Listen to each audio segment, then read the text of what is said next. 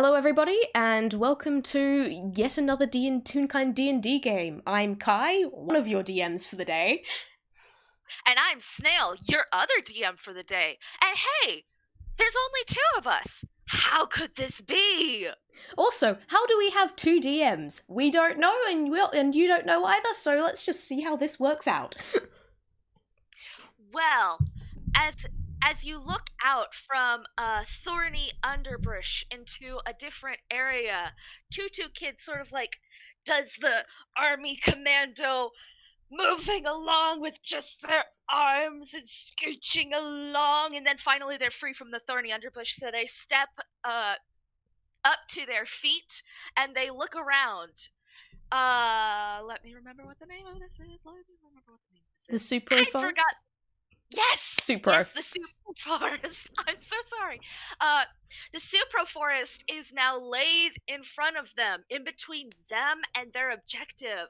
But their special friend has warned them of somebody that's going to be causing trouble along the way. Oh, how annoying. Anyway, they don't make a perception check. They just start walking forward. Cool. The moment you do that, lights appear in a circle around you, and you feel yourself, like your whole body just kind of like vibrating as you are transported somewhere else. Suddenly you are in a completely different area with this like the fire like breezing up all around you. You are trapped here, and a mysterious shadowy figure comes out of the smoke in front of you and shouts, "Fool! Oh, you idiot! You blew it! You're here. You really think you could get through my forest without getting trapped? Ha! I own you now, kid. What is a kid doing here?" Hi, I'm Tutu Kid. What's your favorite pronoun? He, him. I'm what? Hi.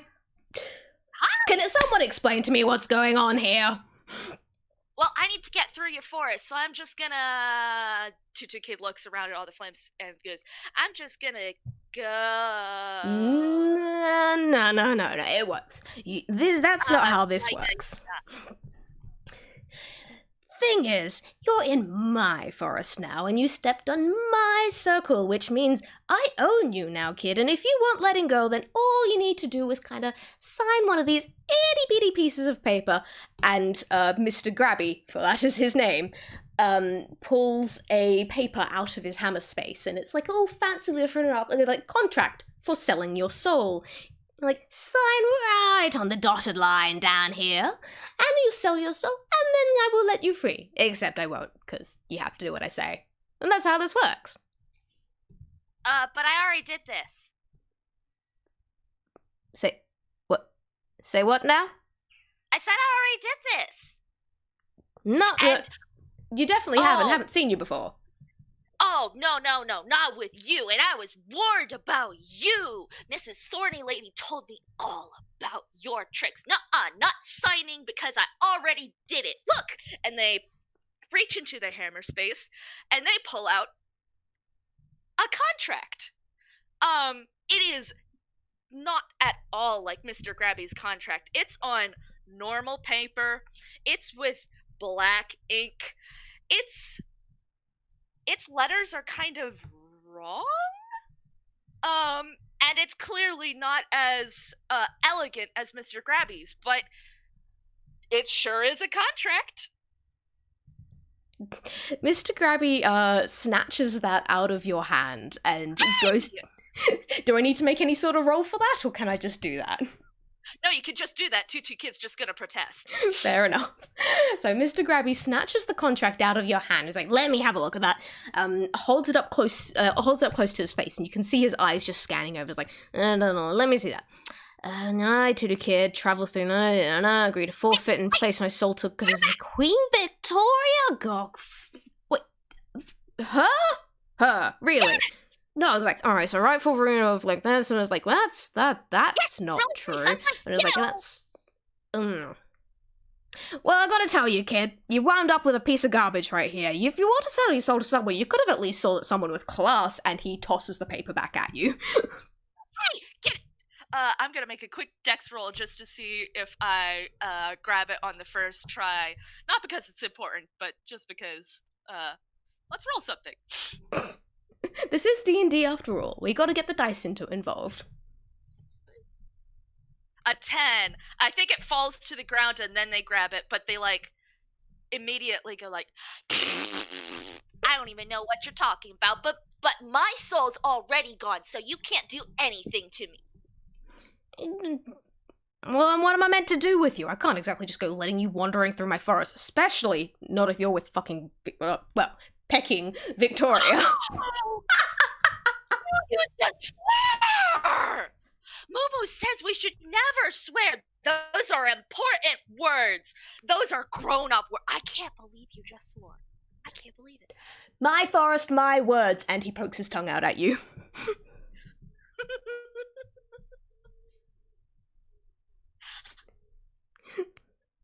But seriously, kid, did you what?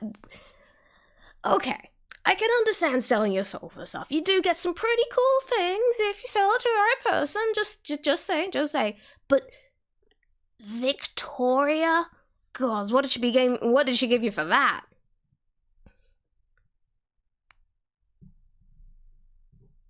Snail? Snail, are you still there? Oh no, have we lost Snail? Hello? Hello? Oh dear. Snail. I'm alone. Oh, hello, are you back? Yes, sorry, let me... Is everything okay? Oh no, Snail's vanished again. Oh dear. Has someone else stolen Snail? Because I may have stolen Tutu Kid, but someone else stolen Snail. Oh dear. Thank you, everyone, for being patient. Stars!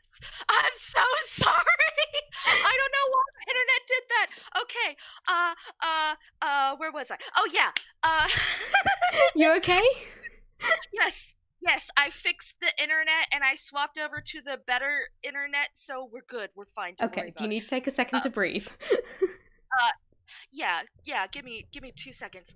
Actually, the last sentence you said was completely roboted before my internet completely went kaput. Could the way that we start back up just be you repeating that? As soon as I remember what I said, yes. Oh, stars! I can't believe that happened. Okay. Anyway. Oh, come on, again. I know that, like, you get some pretty cool stuff if you go selling your soul, like, to the right person. Like, I gotta say, I get that, but, like, Victoria? Huh? Yeah, she's really nice, and you're mean. Ugh. I don't know what sort of... Cowards! What sort of powers? There's gotta be a trick deal here. Oh, well, let me show you. Tutu Kid is going to cast Peck. I gotta remember which one's which. Okay. Tutu Kid is going to cast Witch Bolt. Which is a ranged attack. They're not going to attack directly at you, by the by. Okay, good. They are literally just attacking the ground, so only if I hit a nat 1 is it actually going to hurt you. So a 16 means it does not hit you, actually. On a hit, the target takes 1d12 lightning damage. So instead of you getting hit, the circle just, like, electrocutes for a couple seconds and, like... like that! No matter what, Grabby is still gonna jump away as soon as, like, the lightning starts coming. It's like, careful, kid, you gotta be careful with that stuff. You don't want to get anyone caught in the crossfire. But I didn't get you caught in the crossfire. I aimed at the ground. Still gotta be careful. Someone small you should probably not be dealing with stuff quite that big. You could have hurt someone. But I didn't. And that's what matters. Well, all right, fair. You got some cool spells. I get that. But Victoria, nice. Don't know who you met, but it definitely wasn't the Victoria I know. Well, she said if I got her a thing, then she would give me even more powers. And I need more powers if I'm going to defeat the engineer, because he's a jerk who stole my sibling.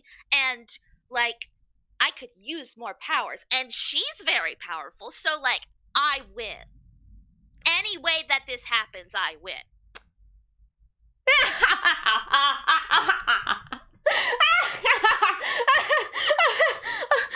You win! Kid, I don't think you get what's going on here. You sold your soul. Yeah, but you were going to make me sell my soul anyway. Oh yeah, So, but I was just gonna make you do my laundry. You have laundry? Oh, wait, I see your hat. You obviously have laundry. Yeah, I gotta keep this thing clean, especially in like this forest. You're like twigs and dirt and like wonderful place. But it's like if it gets dropped in the muck, you gotta make sure it gets cleaned properly. But just like you know that if you've sold your soul, you're not getting it back, right? Oh, Victoria said she would give it back to me. It's just that I need the power to defeat Engie so I can get my stupid sibling back and make them not broken anymore, and then she'll give me back her soul because I'll give back my powers. Easy. Kid, I'm under the impression that you don't actually know how this thing works, right? There were no clauses in that contract about any return agreements. Oh, I didn't read it. Victoria told me what it said. Haven't you ever read Winnie the Pooh? It's like that. Christopher Robin tells people what the paper says, and then they know. There is just a sound of as Mr. Grabby face palms and just drags his claws down his face because he cannot believe this kid. And it's just, kid, how old are you? Depends. Are you talking about, like, Toonkind years? Or, like, space years? Or, like, years as a sun cycle? Because that changes things. I think that Sorry. answer alone is enough to answer my question. Okay. Momo says I'm very mature for my age in celestial years, so I'm pretty mature. I can see that. Right, well, yikes. You've got no soul. Nope. But I'll get it back. Sure you will, kid. Mind if I take one other quick look at that contract for a moment? I thought I spotted something that... Tutu Kid pouts and, like, the contract is in their hammer space, and they're not making a move to pull it back out. They're like, I don't know if I trust you. Alright. How about make you a promise? Better yet, I'll make you a contract.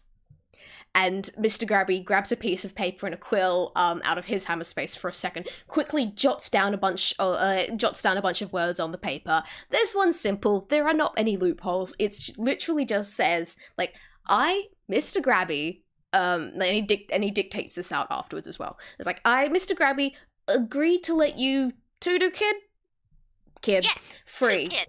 Like, free from this, free from this trap if they let me see their contract with Queen Victoria again for 2 minutes. Tutu Kid, like, looks at the contract. Again, they're not reading the contract, but they look at it, and then they look at Mr. Grabby, and they're like, a minute and a half. Deal. Mr. Grabby quickly scribbles out the 2 minutes, changes it to a minute and a half, signs the bottom with a flourish, and hands over the pen to Tutu Kid to sign as well. Tutu Kid immediately signs. No, there's no hesitation. They sign it. Perfect. Alright, I will let you free. Hand over the contract. And they hand over the contract. And Mr. Grabby has another bit of a look, because when he was reading through earlier, it was all, yes, very much hand over the soul in exchange for powers, but there was a little bit of something that didn't quite sit right that he spotted before, and it was under Queen Victoria's titles. And claiming that she was ruler of the Supro Forest and the manor located within, which doesn't seem quite right to Mr. Grabby. That's not knowledge he's had to acknowledge in a while, but that manor isn't hers. Yeah, sure, she lives there. She's lived there for, oh god, stars know how long at this point, but that's not hers. And if it's not hers and she's claiming that it is, then technically this contract has a loophole. And he just needs to find some proof.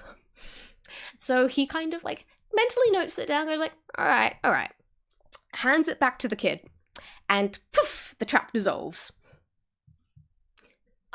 They are going to probably roll just Dex again. Because they're gonna try and scamper away. And they get a 19. They definitely manage it, and they're like, Mr. Grabby calls out after them, be careful out there! Oh, what do I care? Never mind. Get lost and stay out of my forest! And you hear a distant again. Perfect. And with that, do we want to continue on with you before Mr. Grabby goes on to enact his nefarious plans? I think that's a great idea. Alrighty. Were you given much in the way of instructions of where to go or what to look for? Tutu Kid doesn't even know what the artifact's name is. Of course not. It's just a place that nice Victoria can't go, and it's past bad Mr. Grabby's forest. Alright. Well, I'm gonna actually just get you to roll one thing real quick to get through the forest, because frankly, yeah, it's a bit dodgy here. There's big swamps to kind of walk into, and there's some spirits that aren't so nice and might try to steal from you. But overall, the forest isn't too dangerous as long as you don't go looking for danger. So can I actually grab a survival roll from you? You sure can.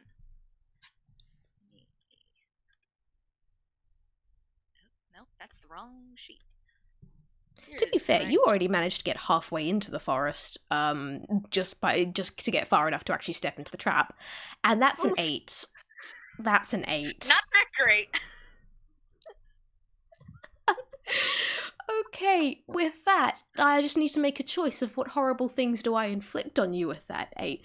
I think it's high enough that you're not actually going to suffer any damage, but it's low enough that you walked into a bog thinking that was solid ground. Well done, you are now stuck in a bog. It's rather smelly. And I even wore my nice tutu because I was going to see nice Victoria, and now bottom of my tutu's ruined. Tutu Kid is now going to roll a perception check, both to see what's around, but also to see if there's anything that they can pull themselves out with. Their perception is only a +1 though, so we'll see how that goes. Oh dear.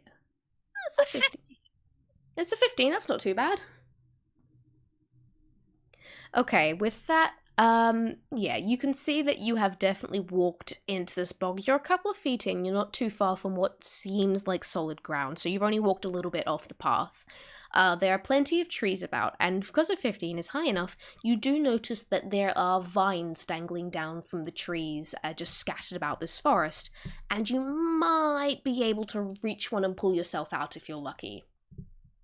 Alright, what should I roll if I really want to reach? I want to reach so bad. I would say probably dexterity for this. Alright, good thing Tutu Kid's good at that. The 20. Five! Oh! Oh, I'm sorry. I'm sorry. Your tiny little child arms are just too short to grab onto the vines. You're not even just like a few millimeters from it. Like you can tell like you're a full hand's breadth short from being able to grab even the lowest of these vines. I'm sorry. Does that mean that I fall on my face and get even more of my tutu dirty? Yes. Yes, it does. And Tutu's like, oh, come on! Oh, I can't believe this. You are Okay. absolutely covered in mud now. Oh, just completely and utterly. I mean, the good news is it's pretty scary looking, so maybe nobody else will bother them. But they are now completely covered in mud. Uh, I think they're gonna be like, I'm done with this, and I think they're gonna try and roll an acrobatics just to like jump back to where it was safe. Does that make any sense? Yeah, go ahead. Okay, because their acrobatics is actually pretty good. Do a She fancy said, flip out of the bog. having just rolled badly with a pretty good score, but their acrobatics even better. 15. Okay, that's good enough that, yeah, you do manage to kind of like, rather than falling over again, you kind of twist to the side, stick one arm down, and you do get even more covered in mud, but you manage to do something that's like halfway to a cartwheel out of the bog, and you are back on solid ground. More mud than person at this point. Tutu Kid doesn't like shake it off of the rest of them, but they do try to shake it off a little bit from their face because it's getting close to their eyes. Probably for the best.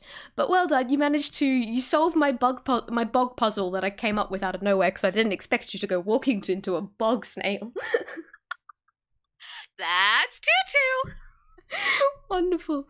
I will say, roll me another perception, please. I would say, like, yeah, as you're wiping all the mud off your face, you have another quick look around. An 11. 11. That's just high enough that you can't quite see for certain. You've still got a little bit of mud, like, stuck to your eyes and such. But you can see something glowing in the distance, like following the path just a little bit onwards, and it's not like this deep purples and greens of the rest of the Supro Forest. It is like a very, very pale blue. So something a little bit different in the distance. Tutu Kid is immediately gonna go shiny and follow it. Okay, are you gonna walk into the bog again or follow the path like a normal person? Walk into the. No, I'm going to go along the path like a normal person. Okay, good. As you get closer, you realize that the trees have kind of thinned out quite a fair bit here, and you can tell like they're getting a bit shorter and stumpier, and you have reached what is probably the edge of the forest.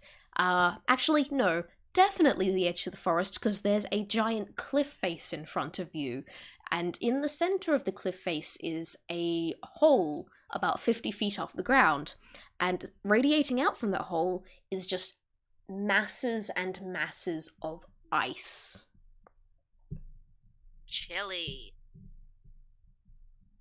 Tutu Kid is gonna make another perception check just to see what's up with all this ice. Mm-hmm. Because that's a lot of ice. Mm-hmm. A 12. Exactly 1 point better than their previous look. I will give you a bit more because at least you are close to like the massive ice, but yeah, you have a look around, you see giant shards of ice jutting out from the ground. You see like the cliff face is like a sheer wall of ice. And again, like there is that cave up in, or at least a hole in the ice, a fair way up. And it does seem like that is the center of where this is all coming from, as where the ice is radiating out. It does seem to be sort of circular around where this hole is upon the cliff face. The trees around you are still pretty tall. They're absolutely massive compared to normal trees, considering this is still the Supro Forest and everything here. All the trees are massively oversized. But you can kind of tell that they haven't been growing around where this ice is. There's definitely a clearing around this area. And Tutu Kid goes, oh, that's why Victoria can't get in here. They're all planty, and the plants can't get through the ice because the ice is so cold. That's why they need my help. That makes sense. I think after that perception check, they're gonna try and acrobatic their way up to the cave. Cool. You cannot actually acrobatic your way up here because like there isn't enough room to do flips. Everything's ice. Actually, roll me anyway to see how well your attempt goes. Dirty 23. I don't like you. I'm kidding. Okay. With a with a 23, you get almost there. You are a hair's breadth from this cave. As you've been like, you climbed up one massive spire of ice and you flipped over onto another, and from there, like, you dug in your shoes and you managed to do another jump flip into a third shot. And from that one, you thought it was just tall enough that you reckon you could do like almost another little cartwheel flip up to where you can maybe grab onto the cave. And you come so close. But your dex isn't quite high enough to just be able to get up that easily, because again, this thing is 50 feet in the air, and the ice shards aren't quite that big, so it's not going to be that easy. Do I land on an ice shard so I'm still a little bit closer to the mouth? Yes, I will say that as you notice that, oh wait, didn't quite manage to reach it, you kind of pushed off the wall rather than sliding all the way back down to the ground and landed on another ice shard where you're propped up maybe about halfway. So you're 25 feet in the air and 25 feet away from the entrance of the cave. Okay, Tutu Kid is gonna think. Because if acrobatics alone didn't work, then surely they've got to have something else that can. And they think really hard, and they are going to cast Spider Climb upon themselves. Interestingly, not from Victoria, but from their beloved Mumu. And they are going to touch themselves rather than a willing creature, and gain the ability to move up, down, and across vertical surfaces and upside down along ceilings while leaving the hands free. It also gains climbing speed equal to its walking speed, and my walking speed is 30 feet. Does that do it? Absolutely. If you want to jump back onto the cliff wall and just walk up, go ahead. Yes, I do. All right. They do, and they walk up and they were like, that was good job, Tutu. That was well done. And they're like dusting off their hands. And they don't have to worry as long as it doesn't take an hour to get through whatever's in this cave and bring it back down, because they can just spider climb their way back down as well. Amazing. I like this spell. It is OP as fuck compared to what I have prepared here, but I love it. Sorry. No, it's okay. I didn't know what spells you had prepared, because you never actually sent me your character sheet for Tutu Kid. I didn't! Oh no! So, I'm so sorry. It's okay. I reckon I've made something good here anyway, and you're definitely going to have fun with, because now you are basically just walking down this kind of small passageway. You look around and you think that, well, no, I can't tell you what you think, but you can notice that it is kind of small. It definitely seems made for someone your size as opposed to anyone bigger, as there are like icicles jutting down from the ceiling. All the walls are still made from ice, and there's a thick crunching of snow beneath your feet as you walk along this passageway. And it goes on for quite a while before it opens up a bit more into something that does seem a little bit more like a shaped room. Do you want to do anything, or do you want to just walk in? I think Tutu Kid is going to be a little more cautious, and they're going to at least try a perception check. Because this is cold, and this is, like, them-sized, so something's happening here. It's only an 11, though, so they don't pick up that much. No, sadly not. Yeah, you notice this is a pretty big room. You notice, again, everything's made of ice. There's a little bit of snow beneath you, but you kind of notice that in this room coming up, there's less snow, more ice, and this maybe look like the ice is kind of a little bit cracked, It still looks reasonably solid, but like maybe you can spot a couple of cracks running through the floor. Okay, and then Tutu walks in because they aren't that cautious. Cool. Roll me a dex save. Heck yeah. Here we go. A dirty 22. Well done. With that, you easily dodge as you kind of feel a little. You hear like kind of a whoosh right next to you, coming from the side. You lean back a little bit, and this razor sharp icicle comes shooting out of the wall, passes right in front of your face. We seem like slow-mo freeze frame as it passes like right in front of your nose, and then crashes into the opposite wall. Huh. Can Tutu climb onto this new icicle? It was only rather small. It was a maximum of a foot long, and when it crashed into the other wall, it just splintered and cracked into nothing and vanished. Okay. Can Tutu roll investigation? Yes.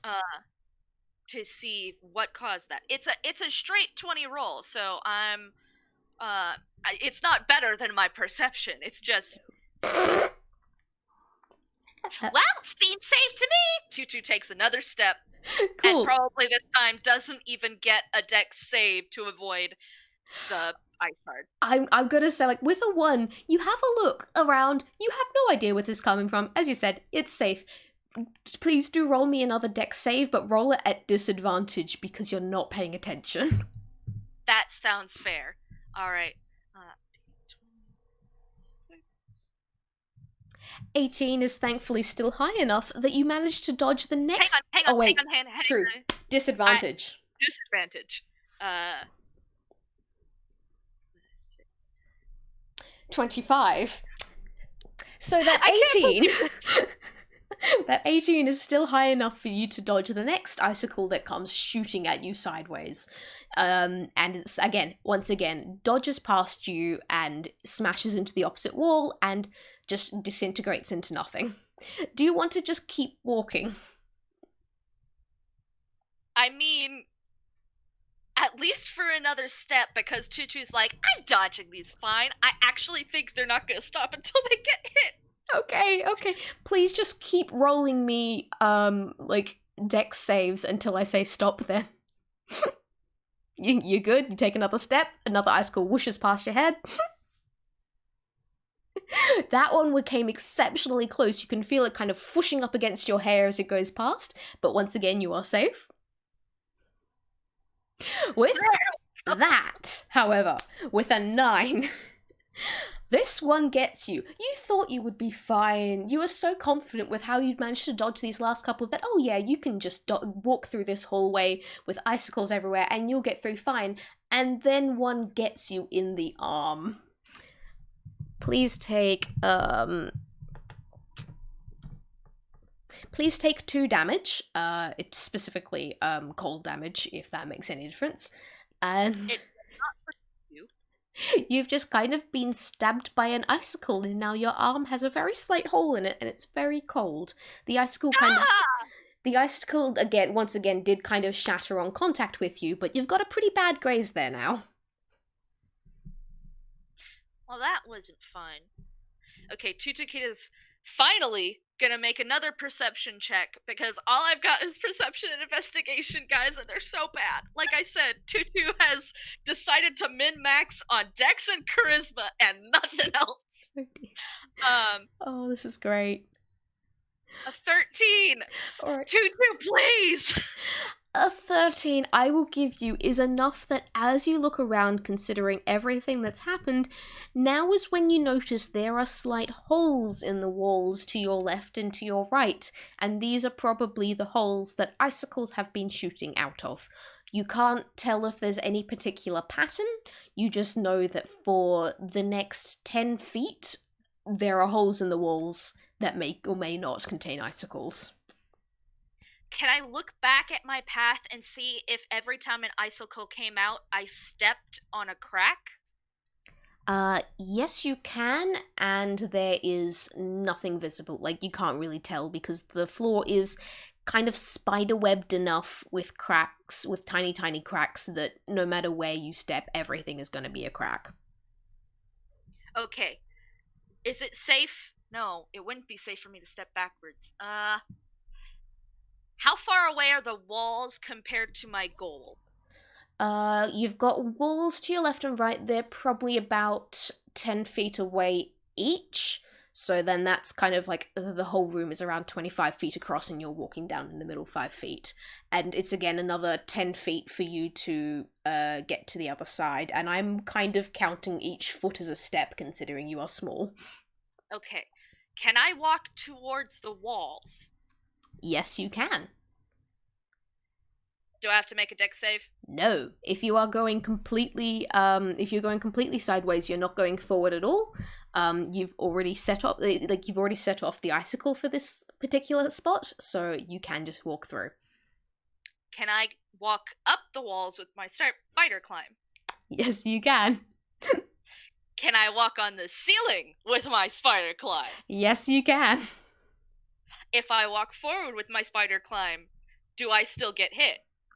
No, you do not, because the holes in the walls don't reach up high enough to get onto the ceiling.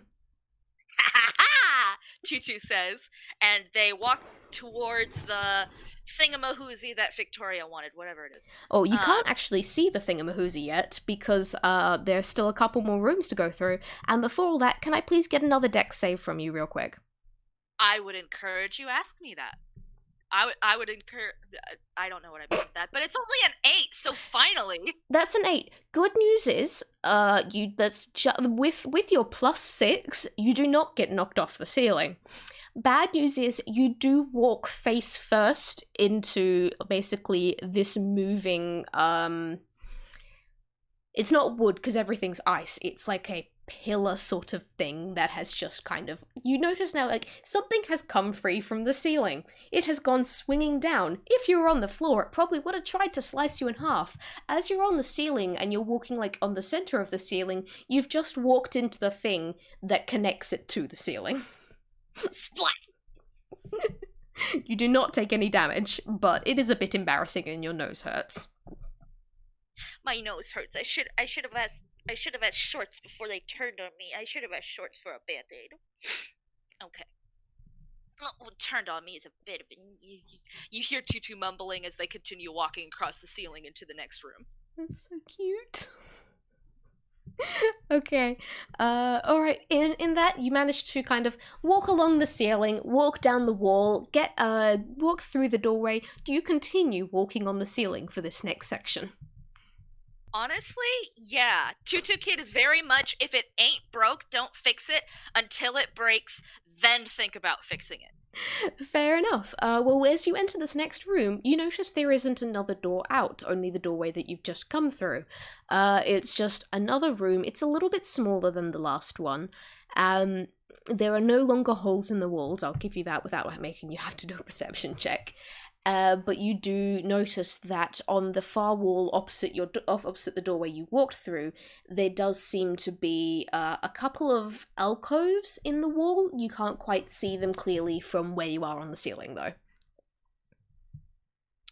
Can I, on the ceiling, walk closer to the nearest alcove and make, I guess it's an investigation because I'm looking at something specific roll? Yeah, sure thing. Did you want to actually walk down the wall a little bit so you can get a proper check? Just a little bit. Tutu's trying to stay as close to the ceiling as possible, but they will get a little bit closer. Okay. Alright. Yeah, give me investigation. That's a 3. You can't see shit from up on the ceiling, Captain. Will I see better if I walk closer to the alcove? Yeah. Okay, Tutu I would have given that to you if you hadn't rolled a 3. If I hadn't rolled a 3, Tutu walks closer. Do I have to re-roll, or are you just gonna give it to me because I'm doing what you want? Please re-roll. I want to see what you get so I can see how much information I can give you. Straight D20. 5! Okay. With that, I will let you see at least some absolute basics. You can see there are 5 alcoves. You can see there is one at the top in the middle, and then below that there are four, but like there are four in a row. There seem to be things inside those four alcoves, though again, seeing as you're still on the wall, you've come down the wall a fair bit, but you can't see it properly. And there seems to be something like kind of scribbled into the ice. Maybe it's just more cracks. Maybe it's words. You're not sure. I don't think you can actually read. But yeah, alcoves. Can Tutu walk into the alcove? No, when I say that they're alcoves, I mean they're only like a foot across and half a foot tall. Can Tutu poke a hand into? No! Wait! Slightly smarter. Can Tutu manifest their staff and poke their special staff from their great Moo into the alcove? Absolutely. Which alcove do you want to poke it into? Like the center one at the top or one of the four in the row beneath? Whichever one is closest to the door, because that's the one I'm closest to. They are all on the wall, like directly opposite the door, so they're all kind of in the same area. Okay, Tutu is going to go to the one in the center, but they're also gonna like step closer to the ceiling, while poking their staff at it, just trying to be a little bit further away. Okay. I think as you do that, you hear a rumbling, and you can kind of feel the whole room, shaking a little bit. And you hear the scraping of ice on ice. And can I get a real quick... What's your passive perception? Passive perception. That would be an 11. Cool, that's just high enough for you to notice. The walls are closing in. Oh. Is there anything else in the room aside from the 5 alcoves? No, it's like the doorway, the walls, the ceiling, the floor covered in snow, the alcoves, and the potential things in the bottom alcoves that you haven't had a good look at yet. Oh, and like the weird scribbles stuff just above the alcoves. Can I roll investigation to see if I can read the scribbles? Yep, sure thing. Question, can you actually read? So here's the thing, Tutu can actually read. It's just like hard for them, so they don't like doing it. Am I suggesting they might have dyslexia? Perhaps. But they can in fact read. Okay. Well, I won't give you a disadvantage, but yeah, please do roll me investigation.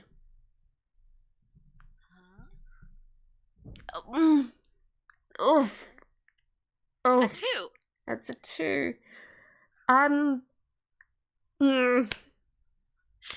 Tutu's just real nervous. Yeah, whoever wrote this has really, really, really bad handwriting. And they did not write it very clearly, and obviously you're very nervous because, oh no, the walls are closing in.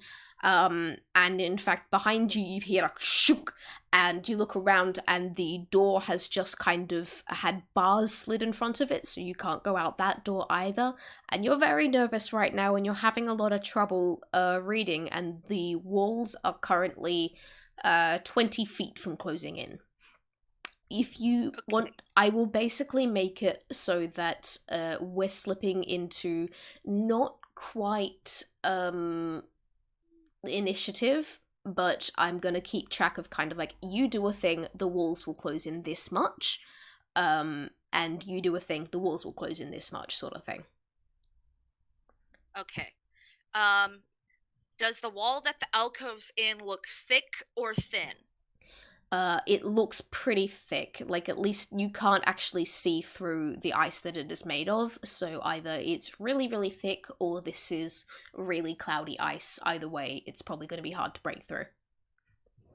Okay. You can basically take another action to have another go at reading the writing if you want. It just means that like the walls will close in a bit more each attempt you make.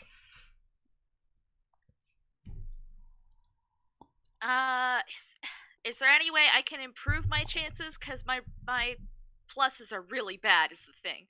Will, like, re-rolling give me a little bit of a plus? because I'm trying to reread something I've already scanned through and just not gotten? I'll tell you what, if you take a deep breath and try and calm yourself down, I'll give you advantage. All right. Tutu Kid takes a deep breath to calm himself down, even though that probably means the walls close in a little bit. They close in, so they're now 18 feet from being completely closed. Okay. And now Tutu Kid is gonna roll. Can they roll perception, perhaps? Because I do have at least a +1 on that. No, this would be investigation, because it's not you noticing a thing, it's you, like, having a look at a thing, sadly. All right. That's a 12. A 12 is better than anything else I've got. A 12. Okay, with a 12, like, it's a little bit difficult. As you're reading it, the walls close into being only like 15 feet from being closed.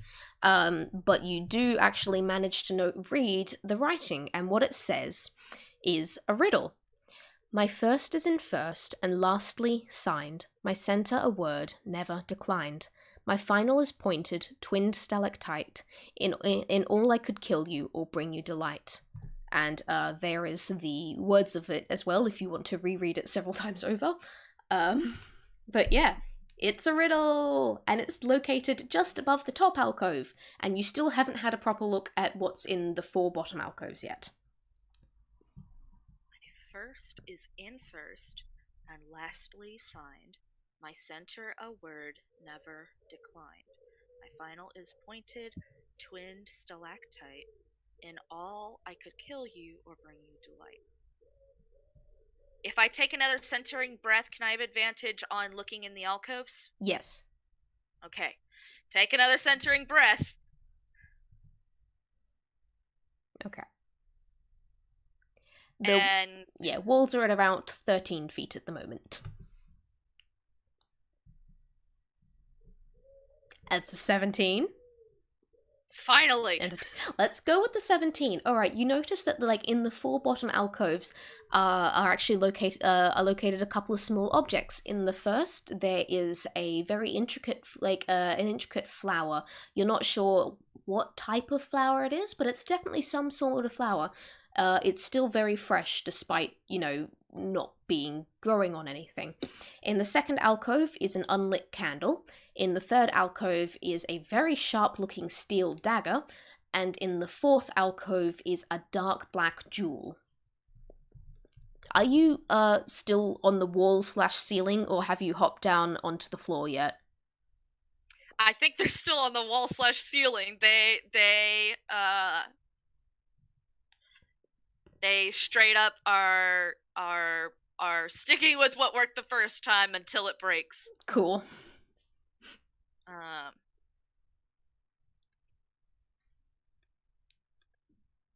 Can they reach the alcoves from the ceiling, though?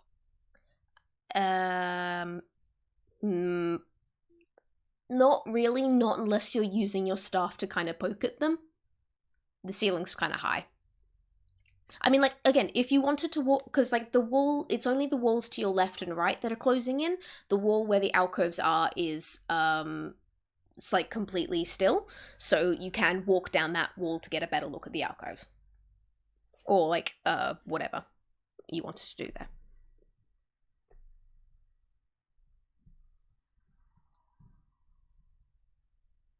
Okay, Tutu Kid is gonna think for a moment, and that does mean that I'm gonna be silent for a moment. That is entirely cool.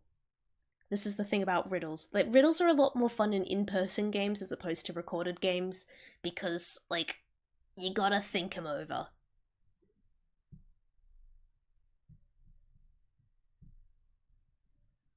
Alright, so the thing is, in none of these, there's flower, candle, blank, dagger, and jewel. And none of these is there a vowel. So it can't be making a word. Well, you gotta remember that, like, the blank is an empty alcove, and written just above that alcove is the riddle, and then it's the 4 alcoves below it are kind of, those are the ones holding the objects. So it's maybe the blank alcove is I'll give this to you for free. The blank alcove is where you need to put the answer to the riddle. Okay. As you are thinking, so as you are thinking, you can hear the walls going as they're slowly going in. You can hear the snow crunch in between it as it is shoved up against the walls and into the center of the room. And there's only like 10 feet of space left. And I have to put one item in the center is the point of the riddle? Pretty much. Okay. I really hope I didn't make this too hard.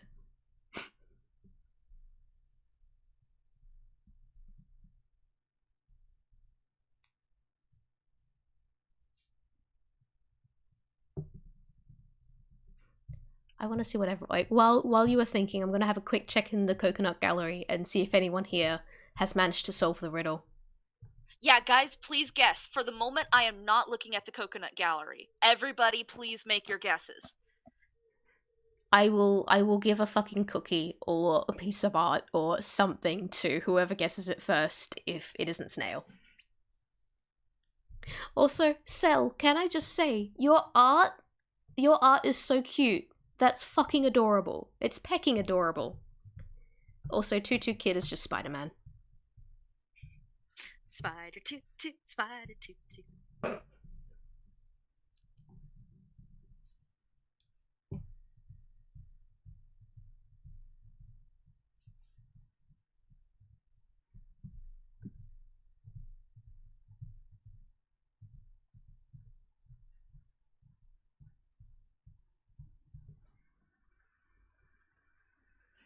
I do love people taking guesses. I appreciate your guesses. I'm not going to be horrible and say the walls close in even more, because I realise that with this sort of stuff, you do need to think.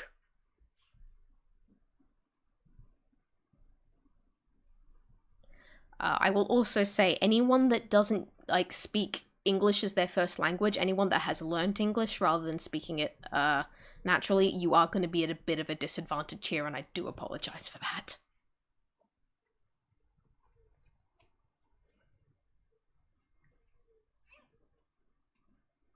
Well, it's not a pun, but I've got people, yeah, people are saying, like, asking if it's a pun. It's not really a pun, but it's one of those riddles that's kind of in parts.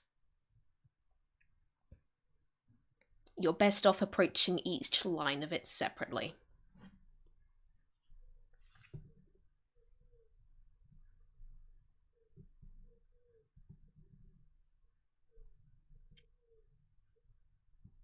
Okay. I'm stuck with 2, which I think means that Tutu Kid at this point is freaked out enough they're gonna try one and then try the other. Okay. But firstly, are people still bringing in answers in the coconut gallery? Because I'm willing to wait for them. We can cut this out later. People are guessing. No one has come up with the correct answer yet. How long do you want to wait for them? Do you want me to just go ahead and try? I reckon just go. Let's just try. Okay.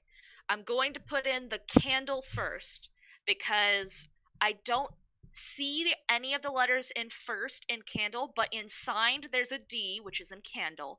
The center is a word and. I don't know about the final pointed twin stalactite, but candles can either warm you or the fire could kill you, depending. Okay, that was That's my reasoning. That was an excellent answer. I'm sorry to tell you, it is wrong, and now the walls are only 7.5 feet apart, so you're gonna get squished pretty soon, kid. I'm very sorry. Again, like, you can feel like the floor is getting, or like all the snow that's piled up on the ice floor is kind of crunching in together. So you know what? If you wanted to step off the ceiling, it would be a nice soft landing. But even if you're on the ceiling, there's still the potential for you to get squished. So candle is not the correct answer. I do like your idea for the and being the middle word though. That was pretty good.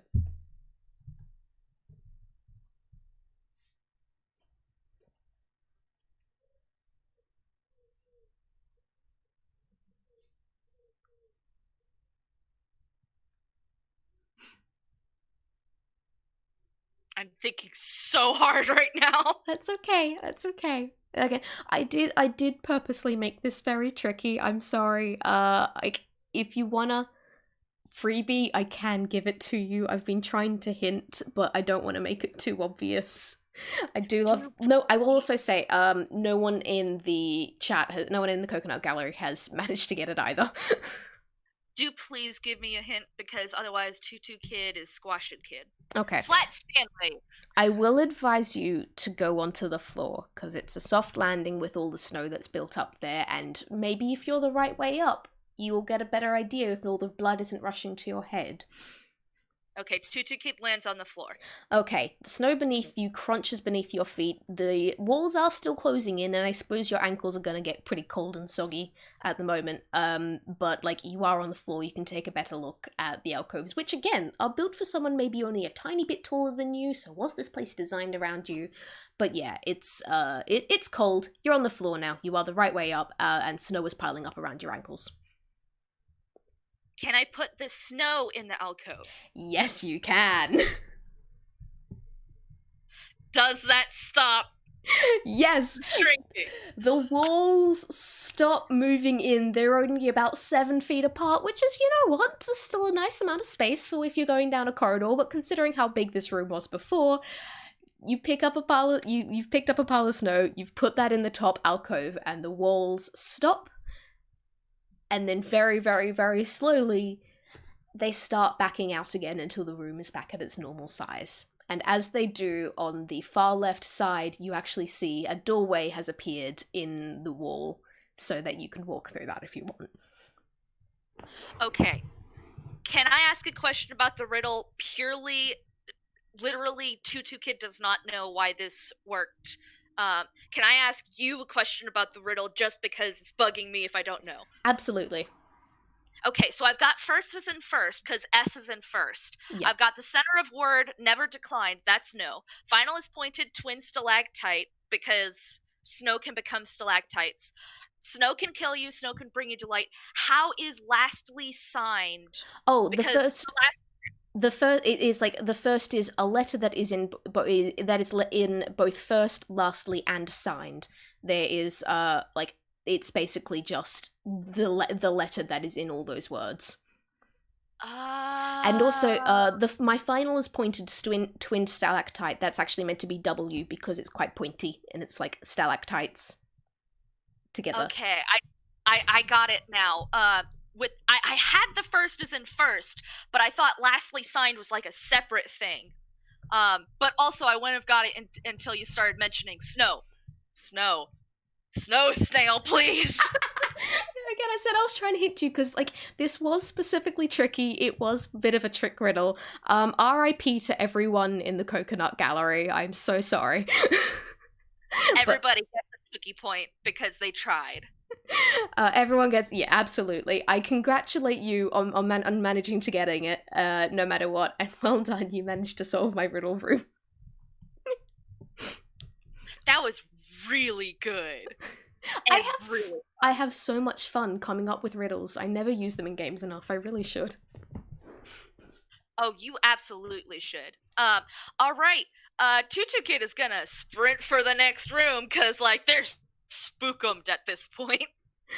Cool. As you head into the next room, you notice this corridor seems to be a lot darker than the others. It's not so dark that you can't see it all, but it does seem to be, while the other rooms were kind of all bright and glowing from through the ice, this one's kind of a bit gloomy, and while it's cold before, now you start to feel outright chilly. It's almost unwelcoming, and as you walk down the corridor, you can hear some sort of large creature growling.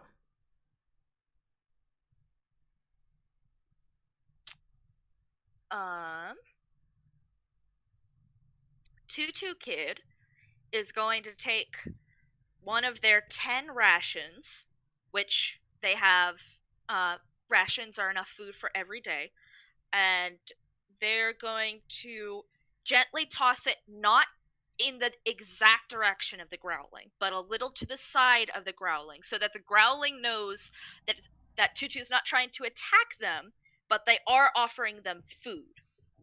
Okay.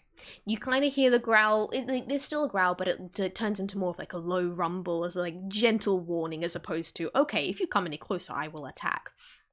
And can you please roll me perception real quick? I can, should, and will. Mm-hmm. I'll see if I can give you any more information here. With a 16? Yes, I can. With a 16, yeah, you kind of notice that, like, this corridor has opened up into, once again, a larger room that does seem to be a fair bit darker, and you notice, like, this big hulking monster in the corner that seems to be almost limping as it heads towards where you've tossed the food. Whatever it is, it doesn't seem to be in a great way, but you notice like its white fur is kind of stained red, and it's got a couple of weapons still embedded in it. Tutu Kid is gonna go, oh no, baby, can I help? I know medicine pretty okay. Um, um, and uh, they're gonna rifle through their pockets and then realize that they don't actually have like healing equipment because they didn't pack for that stuff. But they have one water skin, and in the exact same direction of the food, they're gonna throw the water skin.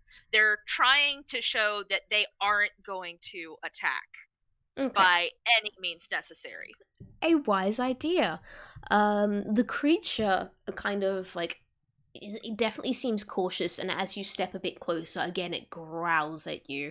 But when you toss it the water skin, it kind of just edges over, sniff, sniff, sniff. Picks it up in one of its front hands and everything. And basically just eats the whole thing. I'm sorry, this thing doesn't know how to open water skins, but it eats it and it thinks it's very juicy and it's grateful for that.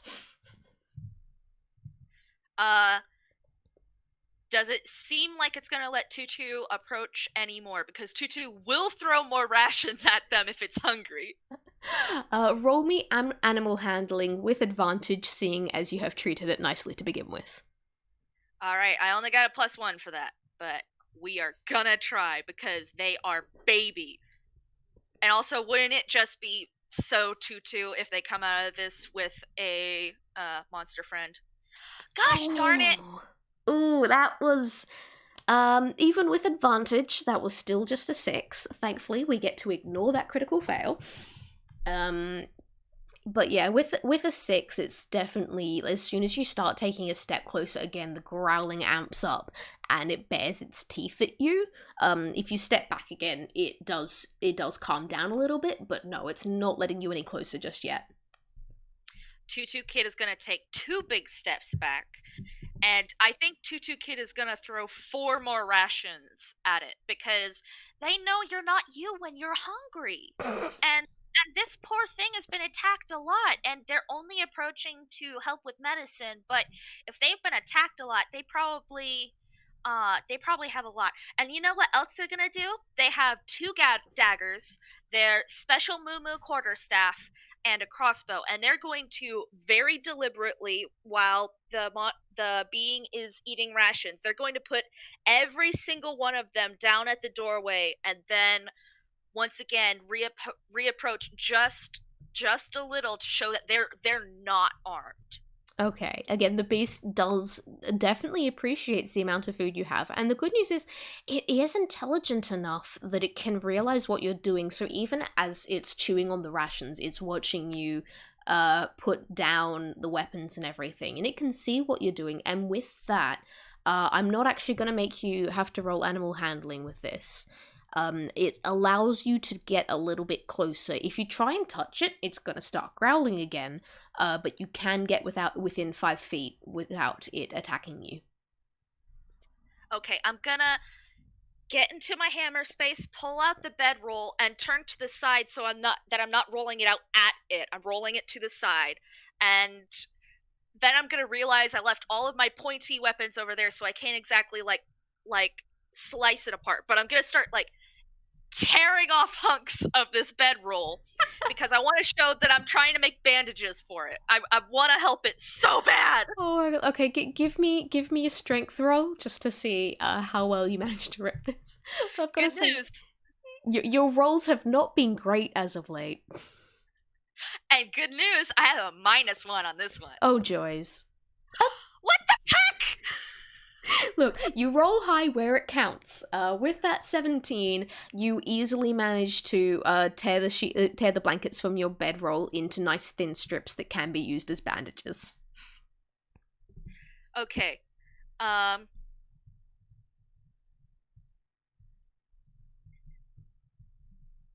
Is there any way that I could try and get advantage on my medicine roll? Yeah, Because I I think really want to help this okay. Give me another animal handling and a medicine roll, and I will kind of see what happens depending on both of those. Because one of them is going to be how much you help it. One of them is going to be how well you handle it. Which one was that? That was animal handling. Oh dear. Come on. Hey! Nat 20 on. Oh, you know what? I'm going to give you advantage on that animal handling because this is actually really sweet. And again, you gave it food. You've been very nice and very careful with weapons and everything. Hey! There we go. Yes! Okay. The dice know that Snickers is a good person! Are you going to call this Yeti Snickers? Because it's not you. Because you're not you when you're hungry. We can't advertise on the Toon Kind D&D. We don't get paid for this, Snail. Hang on, I've got this. Chuckles. Chuckles. Okay, that one. I don't know if that's better or worse. But okay. Too late, it's canon now. Okay, that was a 17 for the animal handling. So obviously, like, it's watching what you're doing again. It's just intelligent enough to realize what you are trying to do, so it doesn't move away when you go to help it. And with that nat 20 on your medicine check, you actually easily manage to bandage up the worst of the wounds, pull out a couple of the weapons that were still stuck in this poor thing's shoulder, and wrap it all up nice and tight so that it can hopefully heal a bit better. And after all this, the Yeti, because that is what it is, and with that animal handling check, I'm going to say you realized what this creature was. It is grateful for you, and it kind of snuffles at you a bit once you finish all up in a very thankful sort of manner. Tutu Kid absolutely nuzzles into the snuffle, and then they're gonna look. Is the Yeti chained here? Is the Yeti forced to stay here? Nope. Yeti just lives here. This is its cave. Okay. They're gonna very gently like show their hand and then like do the fingers inwards, let you sniff so that you know I'm not trying to hurt you, hand out so they can pet the Yeti. And they're gonna say, "All right, buddy, if you ever want to move someplace that's a lot less mean, you let me know. But for now, I gotta do this thing for Miss Victoria. Is that okay?" It kind of snuffles at your hand and then licks you on the cheek. It's like making your hair stick up all weird. Okay. Um, Honestly, if I can get through stupid Mr. Grabby's forest again, I will, after I've helped Victoria and defeated the engineer and got my stupid sibling back, I will probably come back and continue healing you because after Victoria helps me, I probably am gonna have a lot more healing stuff so I can like spell you better. But for right now, I'm gonna go. Is that okay? Again, snuffling at you, but backs up just enough that you are able to see another doorway leading off this room and deeper into the cave. Okay.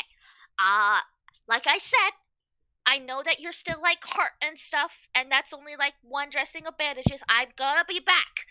I just gotta do this for Victoria and then defeat the engineer so I can fix my stupid sibling who broke for no reason because the engineer, but now forgives the engineer and is now like adopted. It's a whole thing. It's a whole thing. Giggles. It's a whole thing. I'm gonna be working on the name too. I don't think Chuckles is quite right. Maybe and once again you hear them muttering as they continue along. Alright, that's amazing. You head down this final corridor, and you can tell it's the final corridor because the ice is getting all light and sparkly, and it looks a lot less like ice now, and more just like straight up crystals, though it is still definitely cold enough that you're sure this is ice. And you're walking along this corridor, and you see things sparkling and glowing, and you walk into this beautifully crystalline cavern, and in the center is a pedestal, a light shining on it, and a beautiful crystal shard is just hovering in the air just above this pedestal, waiting for you to grab it. Ooh. Ah. All right. We're going to say that Tutu Kid has leveled up in the awareness department because they are going to start with the perception check. A wise idea. Hey! Fine! The dice realized they were being really mean to me, but also that I really needed to help snackers. I think that's probably what I'm actually going to settle on. Full credit to the Coconut Gallery for that wonderful joke. But the dice finally realized they need to give me something. Alright, that's a 19. With that, you don't notice anything dangerous about. It's just like all these shards of crystal ice, and like as there has been throughout the entirety of the cave so far, a little bit of thin webbing of cracks all throughout everything. But there doesn't seem to be anything actively dangerous in this room. Not even holes in the wall? Nope, no holes in the wall. Can Tutu Kid roll acrobatics to try and avoid any of the cracks? Absolutely. A 13. 13. You managed to avoid the vast majority of them, but like on a couple of them, like your finger just went over where you were trying to do it as you were hopping about or doing, again, you do a lot of cartwheels with this stuff because that's the main thing my brain goes to when I'm coming to describe this acrobatic stuff, despite me having been actively in a circus club and actually knowing how to do acrobatic shit. Listen, Tutu Kid loves cartwheels. This is canon now, okay? They're just fun. They're a lot of fun. They are so fun. But yeah, so you wind up, like your finger crosses over to a couple of cracks on like the very tips of your toes. Nothing dangerous happens though. Alright, am I now right up next to the artifact? Yes. Can I roll Arcana? Yes. To look at the artifact. If you would like. I would like. 16. With that, again, you can look at this ice crystal, and that's what you're sure it is now. It's just as much ice as this rest of the cave has been, but you can basically feel the magic radiating out of this, and you know that, like, even if you touch this with your warm hands, it wouldn't melt at all. But this crystal shard obviously contains so much power. Oh my gods, this is definitely the thing that Victoria was looking for. This is gonna make her so much powerful. Yes, this is perfect. Sort of thing. Alright, but Tutu is gonna look and they see the cracks in the ground. Is removing this going to make the cave shatter? Going off the perception check from before, and the Arcana roll that you've just made now, those are both high enough that I can say, yes, absolutely, the moment you touch this thing. Tutu's gonna, like, lean back then, actually. Because, like, with everything else, it's okay if this goes away. The forest will be happier, Victoria's gonna be so happy with them, but what about snackers? It's not fair to have snackers been hurt so much and then just take away their home. So I think what Tutu is going to do is, I want to be clear, Tutu fully intends on still taking this crystal, but first they're going to go back and they're going to try and continue talking to snackers. Is that okay? That is absolutely okay. It's so good and so cute, and I'm so glad you're doing this. Tutu Kid sometimes, like, forgets their brain, but they care about the people they care about, and the meter that goes from, like, don't care to do care is, like, broken, so, like, if you do anything with Tutu, you immediately shoot to somebody they care about. Tutu is going to go back to Snackers. Does the 17 still count, or will I need to re-roll animal handling if I'm trying to? Oh, wait a minute. Wait. Yes. I have a feature. Um. Okay. So, does the Yeti Snackers understand at least one language? Any Yes. language? It understands Okay. the language Yeti. All right. So I have a feature called Awakened Mind. And starting at the first level, my alien knowledge gives me the ability to touch the minds of other creatures. I can communicate one way, telepathically, with any creature within 30 feet of me, which I've now gone back to Snackers and am petting him. So obviously I'm within 30 feet. Mm-hmm. We don't need to share a language, they just have to understand one language. So I'm going to be putting into thoughts the fact that this crystal in the middle of a forest isn't a good thing for a forest, but I'm not willing to touch the crystal until Mr. Snackers is okay because I don't want to hurt him either. But the crystal is a bad thing. Tutu is absolutely coding some of this, okay? This is not all truth, but the crystal is a bad thing, and they have to take it out to fix things. So what they want Snackers to do is they please want Snackers to get out of the cold. Yes, it'll be warm for a bit, but as soon as they get this crystal to the safe place, they're gonna come back and literally walk Snackers to a new cold place that's even better. No, Tutu Kid does not know where, but they're literally gonna hike with Snackers as long as it takes to get them to a mountain. This is so damn cute. Snacker's kind of just like cocks its head on the side as it listens to what you're telling it, and then mlems you on the cheek again and goes to follow you. And Tutu Kid is gonna go to the crystal, and then they're gonna look at Snackers, make sure is Snackers okay with this plan, because they can like still talk with Snackers, but it's only one way. If Snackers isn't okay with this plan, we can find a new plan, but they really want to get this to Victoria. Snackers is still waiting, like, is literally just standing there waiting for you to pick up the crystal, like, staring at you, like, as you get closer. He's staying with you. Tutu Kid holds out one hand towards the crystal just to make sure they're not touching it yet. Is Snackers sure? Yes, definitely. He's not moving.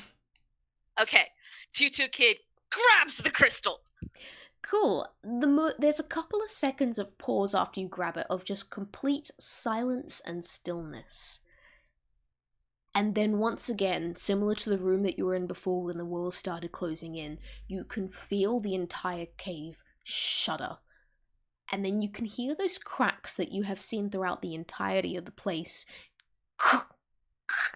And you can feel the ice beneath you shifting as things start to fall apart and icicles rain down from the ceiling. Can I please get a quick dex save? We gotta go, go, Snickers, we gotta go! To be clear, that's absolutely what Tutu said. Absolutely. 15. 15 is plenty enough for you to dodge the icicle that had slammed down just where you had been standing after picking up the crystal. It's only just enough, and it narrowly avoids you, almost catching on your Tutu. It doesn't, your Tutu is safe, but it almost grabs you. Thankfully enough, Snackers is there, and was specifically waiting for you, because guess what? He has a 40 feet speed instead of only 30 feet. And as you dive out of the way, he picks you up, chucks you onto his back, kind of grunts at you, hoping that you will cling. Can I actually grab another quick dex save just to see how Actually, let's go strength just to kind of see how tight you're managing to hold on. No, my dex is great. My strength is shitty. Sorry, you got to be able to hold yourself up. Come on, dice. 15. 15. Not as bad as I was worried about. Yeah, now is when the dice are giving you the good rolls.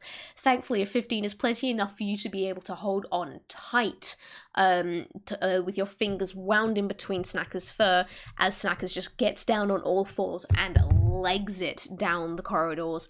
It like goes out through the from the crystalline cavern back into the dark room where it was staying. Continues down that corridor through the room with the shifting walls, back out into the room that had all the icicles shooting out. They try and shoot out again, but as everything's collapsing, they're kind of shooting up into the ceiling or down to the floor rather than right across.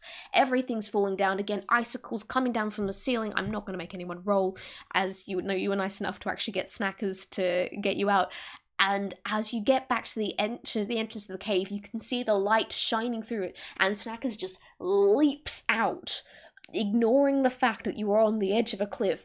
He just leaps into the air and manages to land on one of those massive ice shards out of the front, grabs onto it, and turns around to just watch, making sure, and you both hang onto that ice shard as you see this entire cavern just collapse in a whoosh of ice and cold and snow. And well done, you got through the cavern. Tutu pet Snacker's like, remember what I said. I promise we're gonna get you someplace even nicer, and people won't attack you anymore. And if they do, I'll come and I'll beat them up. Snackers like grunts appreciatively and slowly lets you down, slides down the ice shard back onto the solid ground, picks you up off off his back, plonks you down on the floor, and kind of just like pat on the head. And well done, you got through the cavern. Snickers is gonna stay here now, I think, though. Yeah, cause it's colder here, and it will stay cold for a while. And then after I give Victoria this to make it safe, then I'm gonna come back and we're gonna get you to a nice mountain. And again, nobody's gonna ever attack you again, because if they do, they have to deal with me, says the child. Snackers again, like just like snuffles at you, and then I think like before you get a chance to go completely, he kind of like grabs you by the back of the shirt and then picks you up again and just engulfs you in a massive bear hug. I would like to point out, Yetis fit into like the large size. They are pretty big, and you are just engulfed in this thing's massive furry arms as he hugs you. Aw, you tickle. Don't worry, like I said, I'm coming back. Nothing's gonna keep me from coming back. And Tutu plants a toonish kiss on their cheek, even though they are mostly half elf. Oh, that's so cute. Yeah, Snackers lets you down, and gives you a wave goodbye as I'm guessing you head back into the forest and back towards Victoria's manor. Yes, and I actually have a question. We have two more segments in quotation marks before this story is done. Do you want to take a short break or a long break before the next one? I know that it's like getting later for you, so I don't want to make you too late, but it's about lunchtime for me and I could grab something really quick. I reckon it might be an idea just to take a quick 5 minute break. Like both of us, and I'm sure that everyone in the Coconut Gallery would appreciate a quick break as well. So yeah, shall we be back in like another like 5-10 minutes? 5 minutes sounds great. Alrighty, see you soon.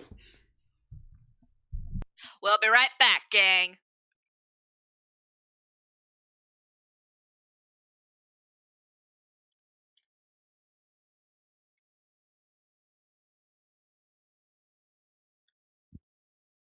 Sell your snackers is perfect. I'm gonna cry.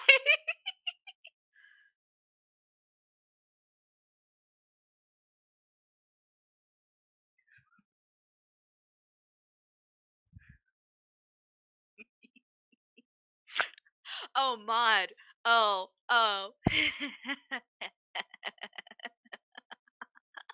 I promise. I promise. After the game, I will fully talk about this. Um, Let me just say though, think about this from Tutu's perspective. Um, think about everything that happened, like since before the train, and then the train, from Tutu's perspective, as somebody who was not part of the main fam.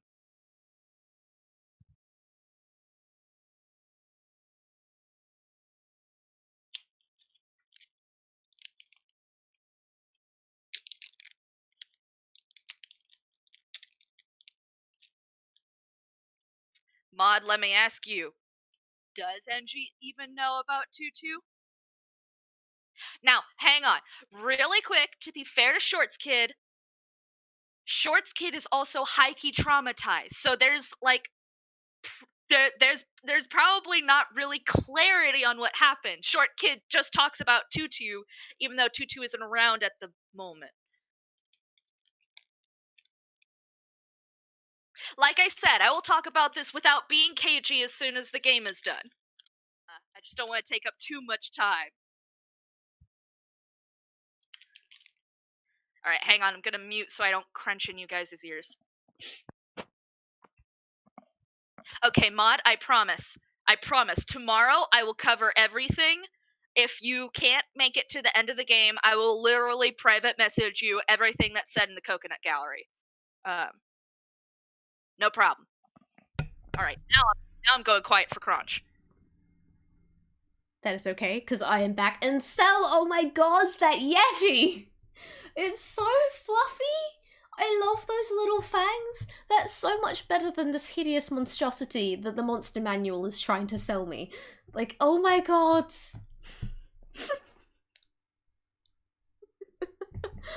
Oh, you guys have been busy.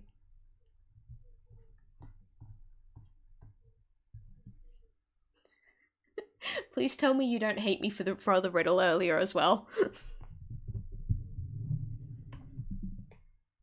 No, I love it. Alright, I'm going back quiet. Snail, have food. If it's lunchtime, you need to eat.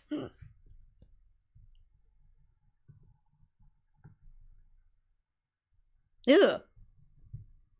Moss, why? I mean, it's good art, but that's terrifying.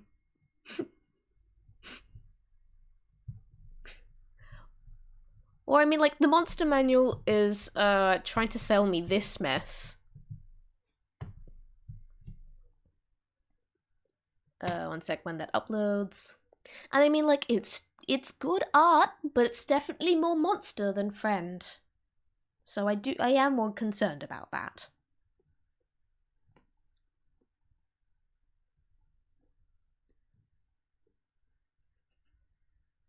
That is true. That is true. Monster is always friend.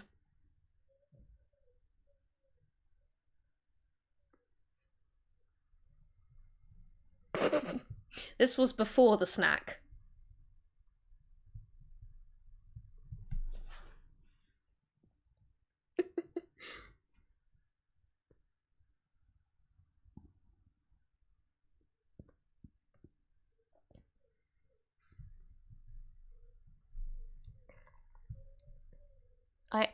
I'm glad I didn't look before at the number of people that were listening in. Why are there so many people listening in? This is a mess. When did the server get this big? Oh god, what are you linking us now, Moss? I actually like that. That's cool monster design. Also looks like wood gives good hugs, but needs more fuzz. Probably could do without the shoulder spikes. Snackers is a delight, and I love him. Okay, yeah, the shoulder spikes is punk. I always worry when it comes to shoulder spikes, because, like, if you try and raise your arms above your head, you're gonna just stab yourself in the ear. Moss, where are you getting all these images from? Oh god, that miniature. What on earth happened there? It looks like its fur melted. Moss, why are you doing this? Oh, I love the little teeth. I love the little teeth and the big ears. It's very cute. I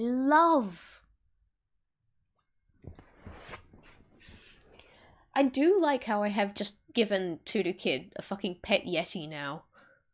I don't think that's a good idea. They are technically a sentient species, but also Tutu Kid just has a pet yeti now. A petty owl? No.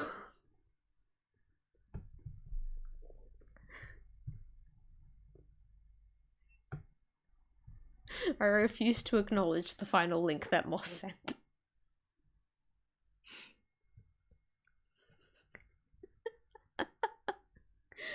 Oh god. You're all a delight and I love you. I feel like I need to just fucking pop my head off my neck for a bit so my headache will go away. Worm? Can I just decapitate myself for a bit so that my body can get on with its pain over in the corner while I just continue D&D? Yeah, just for a hot second. For real though, do you want to pause this? We could even literally pause it for a day. Oh no, I absolutely want to continue this. This is a fucking delight. I've been looking forward to this all day. It's just I've been off my meds for the past 2 days because I couldn't get to the pharmacy. So I'm cool. I swear. I will fight the pharmacy for you. No, it's not the pharmacy's fault. It's just I kept forgetting until 6 p.m. and it closes then. So. Okay, but also Worm, I've done that before. Yeah. Okay, we're trying something. Y'all feel free to continue talking amongst. You okay? Yeah, I'm fine. We're doing great. Yeah, okay. I used Dungeon Scroll for the first time ever. We're just gonna see how this goes. I think it's gonna go great, but if the maps look a little bit clunky, let me know if I need to edit them for clarity. That is entirely cool. Okay. I put a map in the Maps tab. And are you ready to start? Do you need a second? Do you need water? Do you need to go to the bathroom? I've got my water. I'm all good. Don't worry. Okay. So, please just see what Mr. Grabby is doing before I take the Dungeon Master's reins.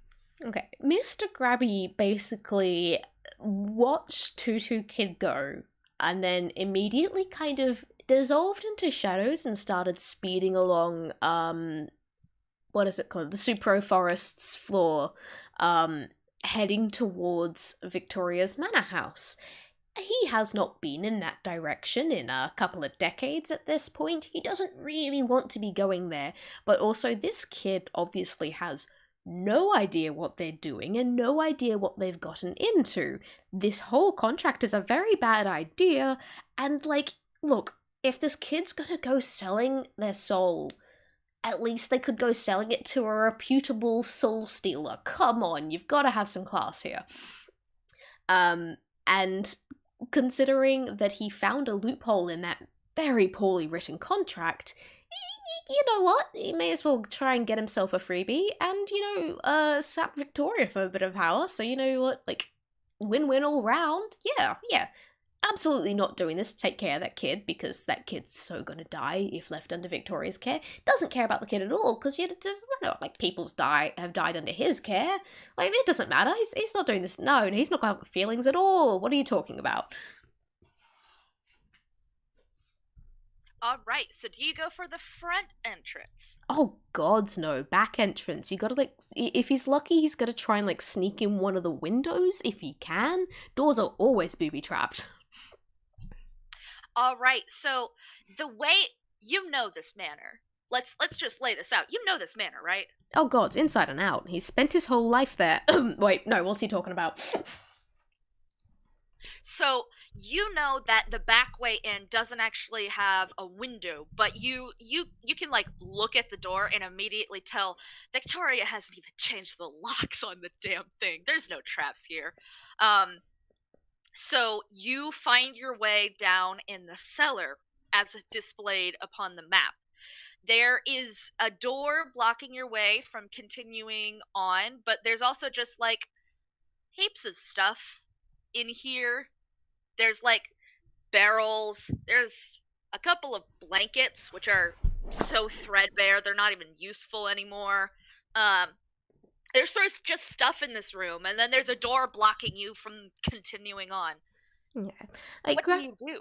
Grabby knows what he's looking for, and in particular, he's looking for some important documents about, like, that contain, like, the deeds to the manor house and the land surrounding it, because he knows that those are not in Victoria's name. So he's gonna go poking around, and problem is, he has no idea where she's stored that. Realistically, she probably hasn't moved them from like the safe they were in before, but also it's been many years. He's not sure, so he's gonna go poking around like the boxes and piles of stuff just to check that there isn't anything interesting there. Because I mean, like, the safe is all the way in the attic. Come on, let's hope it's not up there. Yeah, if he can be in and out quickly, that's definitely for the better. So, are you making a perception check? Well, actually, it would be an investigation, wouldn't it? Yeah. Of this room? Yes. That's only a +1. I'm not great at that. That's a 10. A solid 10. With a 10, you look around, again, you see all this stuff. But when you look at the door, you see, it looks like you're gonna need one of those keys that hang around literally everywhere. There's literally a key for every door, but it's the same key. It just breaks anytime you use it. So you had to make a million of them rather than, fixing the lock. And you get the feeling there's probably going to be a key back in the cellar since there's so much stuff. But you haven't found it yet. What are you going to do to try and find a key? Or, I suppose, do something else. like, can he take a poke at the door? Because, like, maybe he can't find a key because she has changed the locks. I mean, he doubts it, considering how easily he got in the back door. But maybe it's worth something. On the other hand, Sorry, I'm sure just having... can take a look at the door. Yeah, I'm having a quick look through my spells, and seeing if there's anything I could potentially use here. I don't... no, I can't put a... can't use teleportation.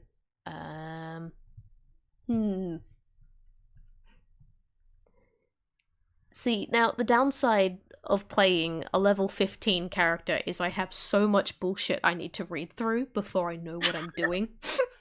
Because, yeah, to lay this out to the rest of the chat here, Mr. Grabby isn't like a level 5 or 6 like most of the other characters that turn up on the server. He's level 15, that's why he's powerful enough to, steal souls. He's good at this stuff.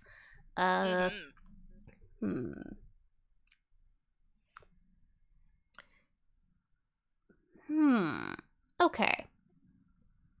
Question. Answer. Is it dark? Is it, is it all dark down in the basement? I mean, if you close the door behind you, yeah, it's pretty musty, but yeah. You hadn't closed it yet. Okay, well, I'm gonna close the door behind me, because honestly, he doesn't want to go raising any alarm bells, he doesn't want to alert anyone that he's there, and also, it's just nicer in the darkness, it's a lot safer for him. Can he see either through the keyhole or underneath, like, the bottom of the door that he's trying to get past? If you give me an investigation or, I guess, perception check, either one. It doesn't really matter which one. I'm gonna say investigation, but they're both a +1, so, that's a 3. You've made it too dark, man. The way forward is, like, completely dark, to the point that, like, even if you have dark vision, you can't see shit in there. It's too dark. You can't see anything. Looks like you're gonna have to find that key. Okay. Or at least something like a key. Okay, because, like, I do actually have dark vision, so, but if that's not going to do anything, because we're dealing with, like, pseudo-magical darkness here. Yeah, it's as if somebody put a darkness spell in there. It's really dark. Yeah, okay, because like I was gonna use something called Shadow Walk, which gives me the ability to step from one shadow into another. If I'm in dim light or darkness, as a bonus action, I can magically teleport up to 120 feet to an unoccupied space you can see that's also in dim light or darkness. But if I can't like see underneath the door or anything, that's a bit pointless. I mean, you could probably make it. It's just a question of, is there anything in there? You don't know. So the question is Mr. Grabby willing to risk it? I think so, because he doesn't really feel like hunting for the key and he doesn't know how to use lockpicks or anything, so I reckon it's worth risking it. He's gonna shadow All walk. right. So you make it into the next room. Um, the next room is a long hallway. You know this. It's the basic jail. I mean, come on.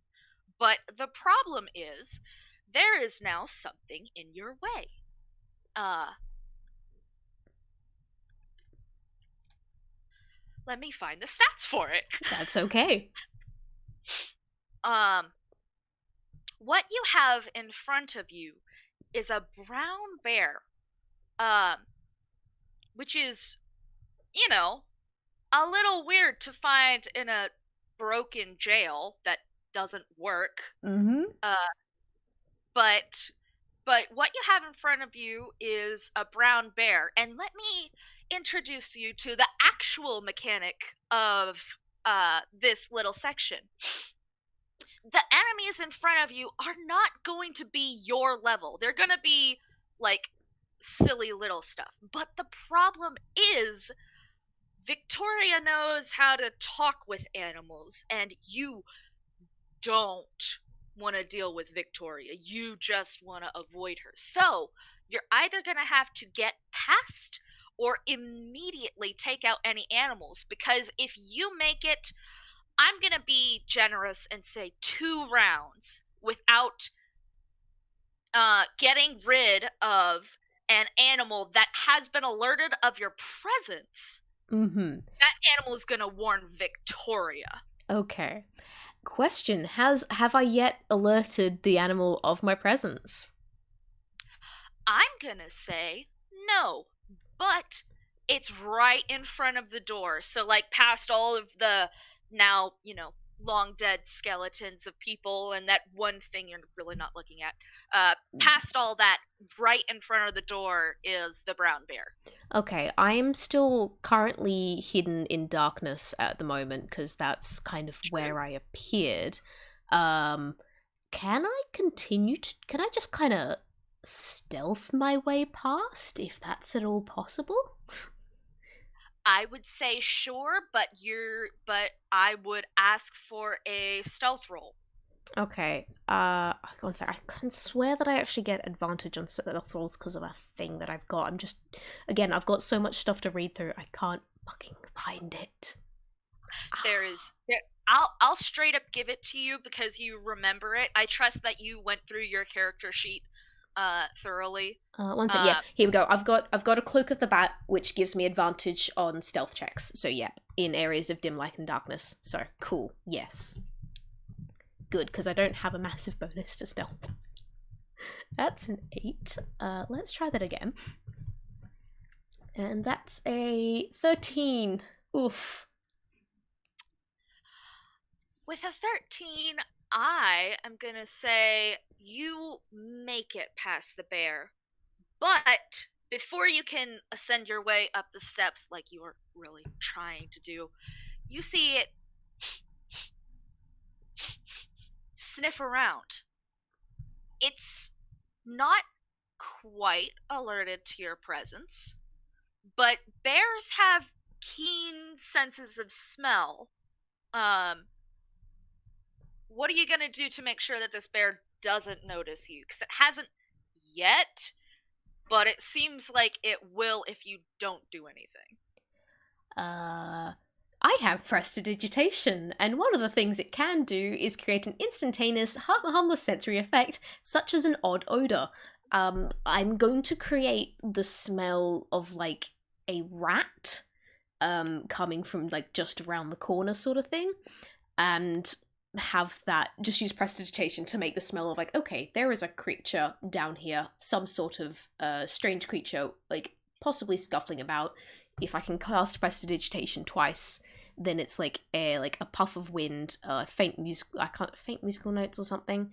But yeah, like I'm gonna do like the odd odor of there is a smell coming from deeper in the room rather than from where I'm standing.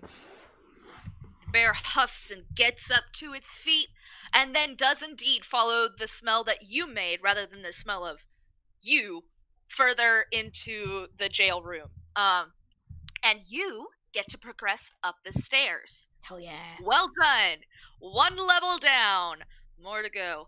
Oh dear. So you get up the stairs, and you make it to a door. This one is not locked. But you see that the door in front of the stairs is. So you're gonna have to find a key for that one. To your side, there's 2 sets of doors. And you know that one leads to the piano room and the other leads to the kitchen. You know this place. What do you do? I reckon it's worth going and checking the piano room first, seeing if he can find any of the keys in like his old hiding places, or if they've moved from there. So. All right. So you go into the piano room. I'm gonna say I can give you some basic stuff if you don't want to roll perception, but if you do and you roll high, I can give you more. And I'll go ahead and give you basic stuff, even if you roll low, you just won't get any bonuses. Yeah, because like I've got a passive perception of 11, so I'll pick up on a couple of basics, but it's worth at least seeing if I can spot my key. That's a 3! Yeah, I'm glad to know that our terrible dice rolls are at least even across the board. All right, so you enter the piano room, and for one thing, you see it is not maintained. It's really not. You see the bookshelves, all the books of like mildewed. You see the piano, like it's propped up, which is not how you take care of pianos if you're not going to be using them for a while. It's got the thing propped up. There's literally dust on the keys and the strings. It's kind of sad, but you're not here to judge Victoria. You're just here to steal something. I mean, and you he's gonna judge her anyway, because like, what's the point of living in this place if you're not going to maintain it? He's outraged. In the sort of broken area, you can see those actually lead like to the outside. How the peck does somebody not maintain a stupid manner to the point that it literally breaks into the outside? You see thorns all along those broken areas. You do see some unlucky soul from way back when stuck in those thorns. And the thing that you know for a fact is that there was another key somewhere in the room, but the thing is, you know that there's a key inside the piano. You know for a fact it's there. It's always there. But it is inside the piano. What do you do? I don't have silence. God damn it. I could have sworn I gave myself that one, but I guess not. Okay. I mean, if you're willing to forfeit one of your other same level spells, I'm willing to give it to you. Oh no, it's okay. It's like, because it comes down to like sorcerer sort of thing, I don't want to go. It's like I have these spells kind of hardwired rather than prepared spells, so no. All right. I don't want to go cheating in that way. I don't think that he thinks he's stealthy enough to actually get into the piano, sadly. I know that he knows, like, okay, he could have a go at the piano and just get the hell out of there as soon as he's gotten it, but then he will have definitely alerted whoever and whatever's in this place, and with the look of the vines in the corner, they doesn't look too encouraging. But, or the other thing is he could go into the kitchen and have a look around for a key there, because maybe there's another one in that room. I think that's You sure probably could. yeah, I think that's probably a better shot at the moment. And he can always come back to the piano key if it fails. All right, roll me perception. Yay, I'm great at this. It's a 9. 9. All right, you go skulking into the other room, just skulking along, which means you are paying so much attention to your skulking, you don't see the pair of brown bears that are in this room that immediately start sniffing around. Oh god. They they haven't yet brought up a signal. Again, you've got 2 rounds in quotation marks, but they are absolutely on your tail.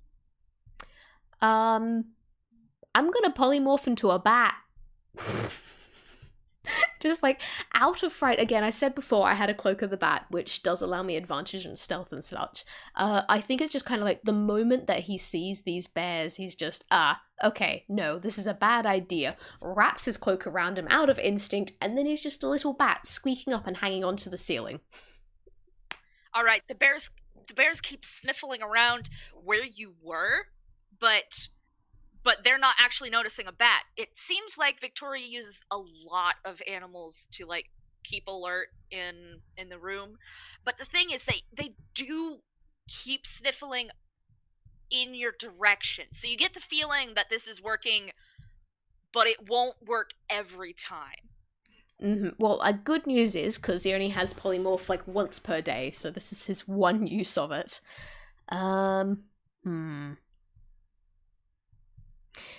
Yeah, I think at this point, can he have like another look around the room as a bat?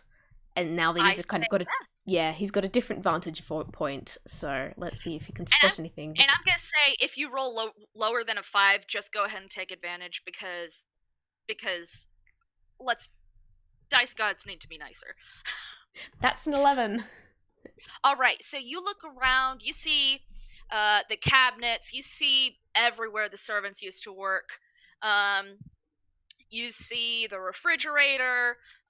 Yes, they have refrigerators in this mansion, even though it was broken a long time ago. Don't worry about it.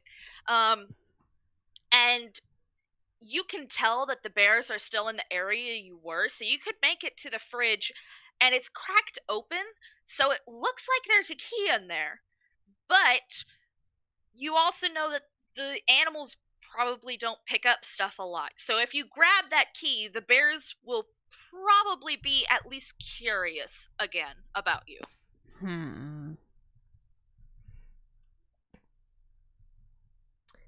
Yeah, So, sorry. There's gonna be a lot of this. It's just me staring at my character sheet, trying to work out what the best thing to do is. I think, yep, it's a good idea to go for the key, even as a bat, because like if he can grab it, he can quickly change out, and then maybe do something to make these bears just go away. They can deal with something else for a bit. Or the other thing is, I suppose that's not going to stop keen smell. I could always, if it was only a single bear, I could do something fun. But seeing as there's multiple bears, one's not a good idea. maybe next time. Maybe next time. I think gonna go for the key and see if he can get it. All right. I think this is just a very, very basic. Well, let's make it a very, very basic sleight of hand roll. Oh gods, you're picking all. Like, of course, none of these are things that I am good at. Don't worry, like I said, very low DC. Yeah. Of course, considering what my rolls have been, that's a 9. Yeah. Yeah, but here's the thing. I only made it a 5. Okay, that's fair. So you pick up the key. Now, oof. Okay. One of the bears sniffs and then like looks at you.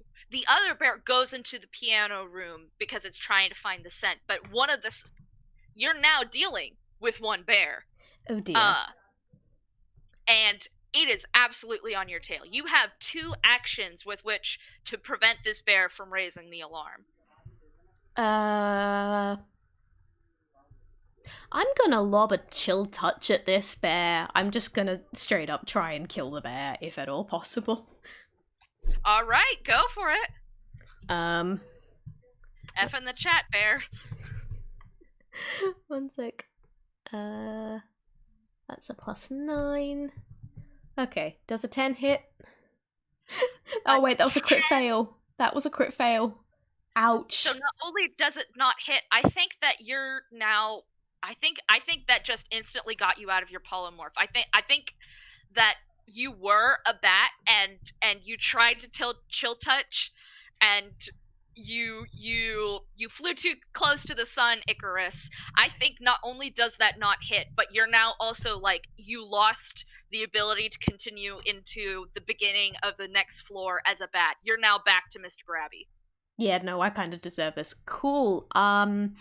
I cast darkness and ollie the fuck out because but yeah, I have darkness as a 2nd level spell. Its magical darkness spreads from a point that I choose within range to fill a 15-foot radius sphere for the duration. I'm just going to choose centered on myself. It spreads around corners. A creature with dark vision can't see through this darkness, and non-magical light can't illuminate it. If the point you choose is an object you are holding or one that isn't being worn or carried, the darkness emanates from the object and moves with it.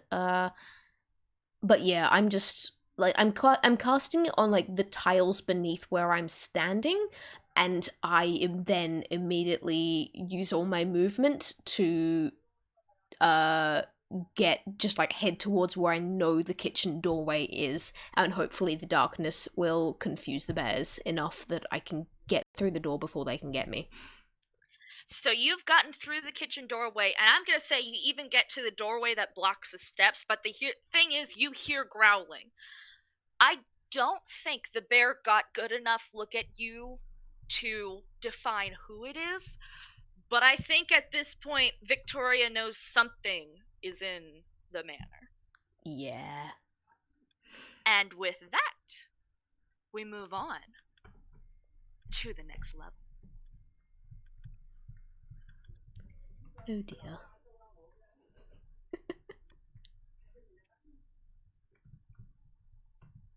All right. So, I have not been clarifying stairs enough, so I apologize. The lower left stairs are where you come up. Okay. And in front of you, with her back turned, you see the person you really didn't want to see. There is one door that you can go through, and I recommend going through it real fast. Absolutely. When you say lower, do you mean lower right stairs or? No, you're next to the stairs, but Victoria's back is to you, so there's a hallway through, but it seems like she's pacing along this stuff. No, I mean like on the map, because there aren't stairs on the lower left. Lower right? Lower right, thank you. Sorry, I can't do directions. That's okay, I just needed to double check. Okay, yeah, no, if there's a doorway there and Victoria is pacing around, Mr. Grabby's gonna duck through it as soon as possible and just try and get out of sight. Alright, do you want to roll perception or investigation to get a look at her, or are you just booking it? I'm just booking it. I don't want to see her. I don't want to think about her. I don't want to think about the fact that I am in her house and that she might potentially see me. I don't want to think about any of this. Alright, you make it to the door and you like so quietly close the door as fast as you can. You know that thing where you're like jerking it right before it slams shut and then so gently put it in? You're doing that. Yep. And you are now in the bedroom. You remember this place quite well. There's a big double bed, and there's no other way to say this. It looks kind of ruined. There's like claw marks on the bed. And there's a whole bunch of stuff stacked in front of the doorway that you need to get through if you're gonna stay away from Victoria's pacing. Looking at the absolute wreck of the bed, Mr. Grabby does just take a moment to just make a yikes face because, yeah. Yeah, that's fun. That's a fun memory. Uh, but yeah, in terms of, does it look like there's absolutely no way past the books, without moving them, is there, or shall I roll? I'm gonna say roll to see. Okay, this is And investigation. and what I'll say is you can either roll pure luck, the entirety of dice, to see, or you can roll investigation to try and get through. I'm gonna go with the investigation because at least I have a +1 there. That's an 11.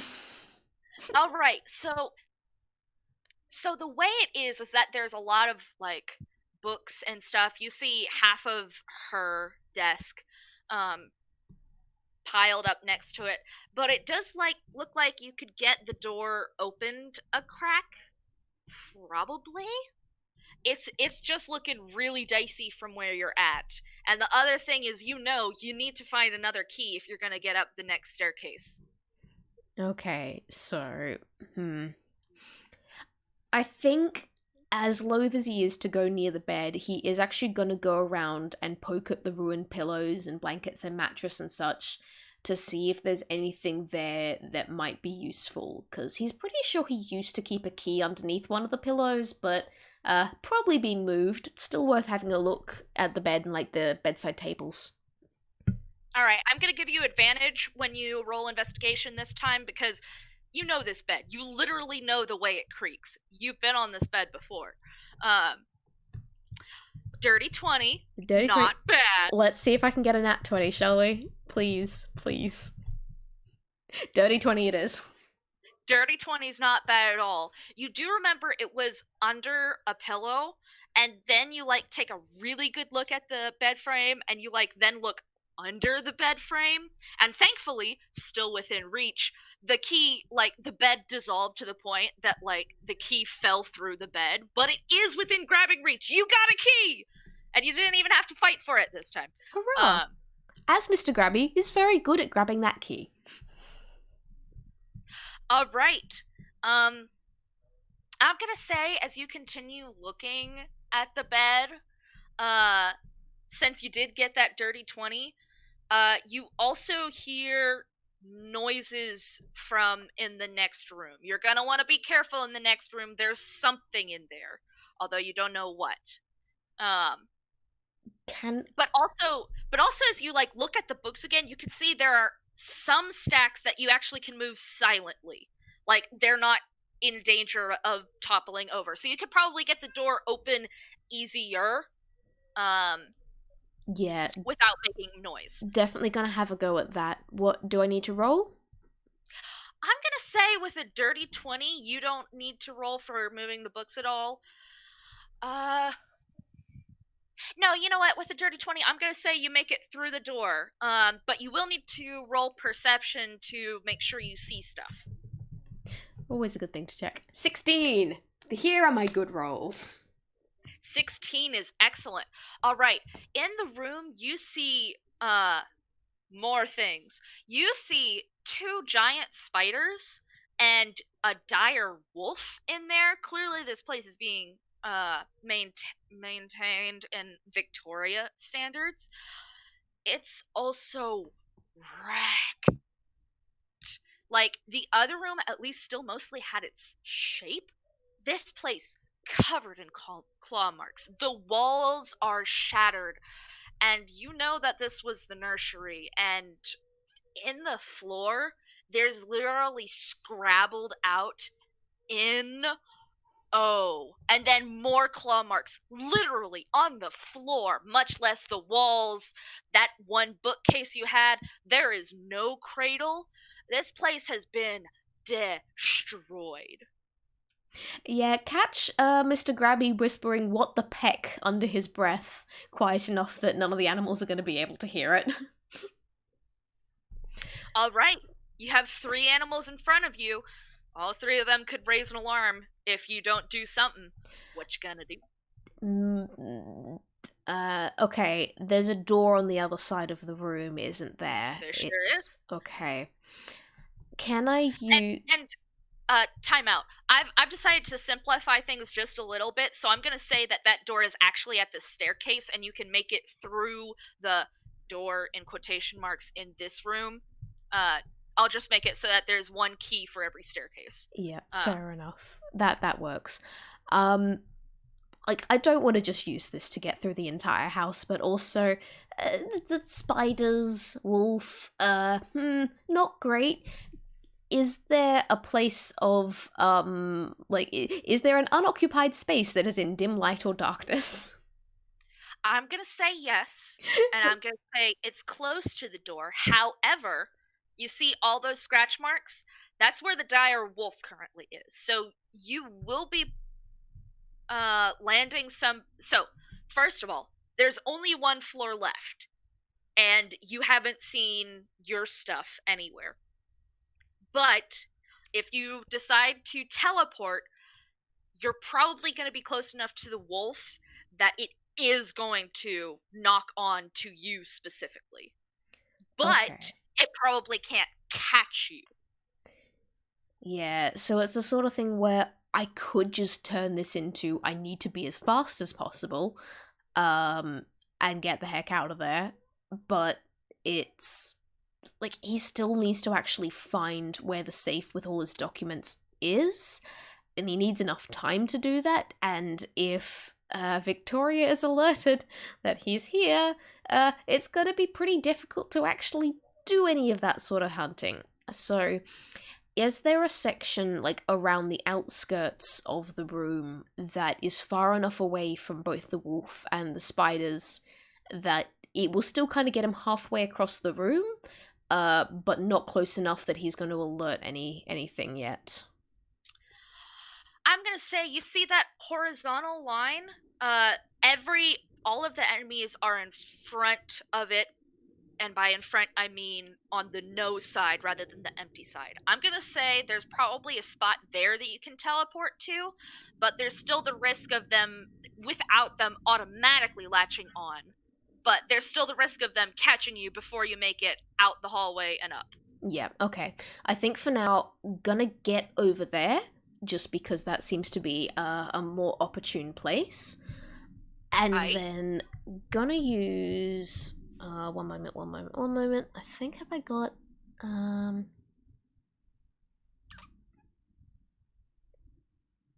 da, da, da, da, da.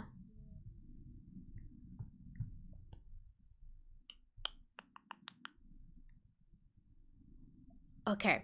I think what I'm gonna do is, yeah, you use Shadow Walk to go over there, and then use Mage Hand to push over the pile of books that I had just been behind before, and like push it over outward so that it pushes out from the bedroom into the nursery and seems like someone's in the bedroom.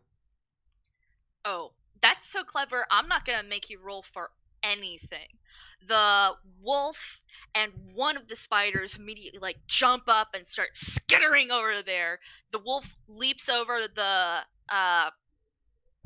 books and goes into the nursery. The spider is like investigating the web that's around the books. Um, so you only have one spider who, at the moment, still hasn't noticed you. Um, that could prevent you from just sneaking out the door and up the stairs. Okay, I don't have like charm or anything like that. I could do this. I don't want to just take out the spider because if I kill it, that's definitely going to alert people. Um, Yeah, the thing is, Victoria like has a soft spot for plant things, and there's some spiders that are nice for plants. This sure looks like one. She probably likes this spider. okay.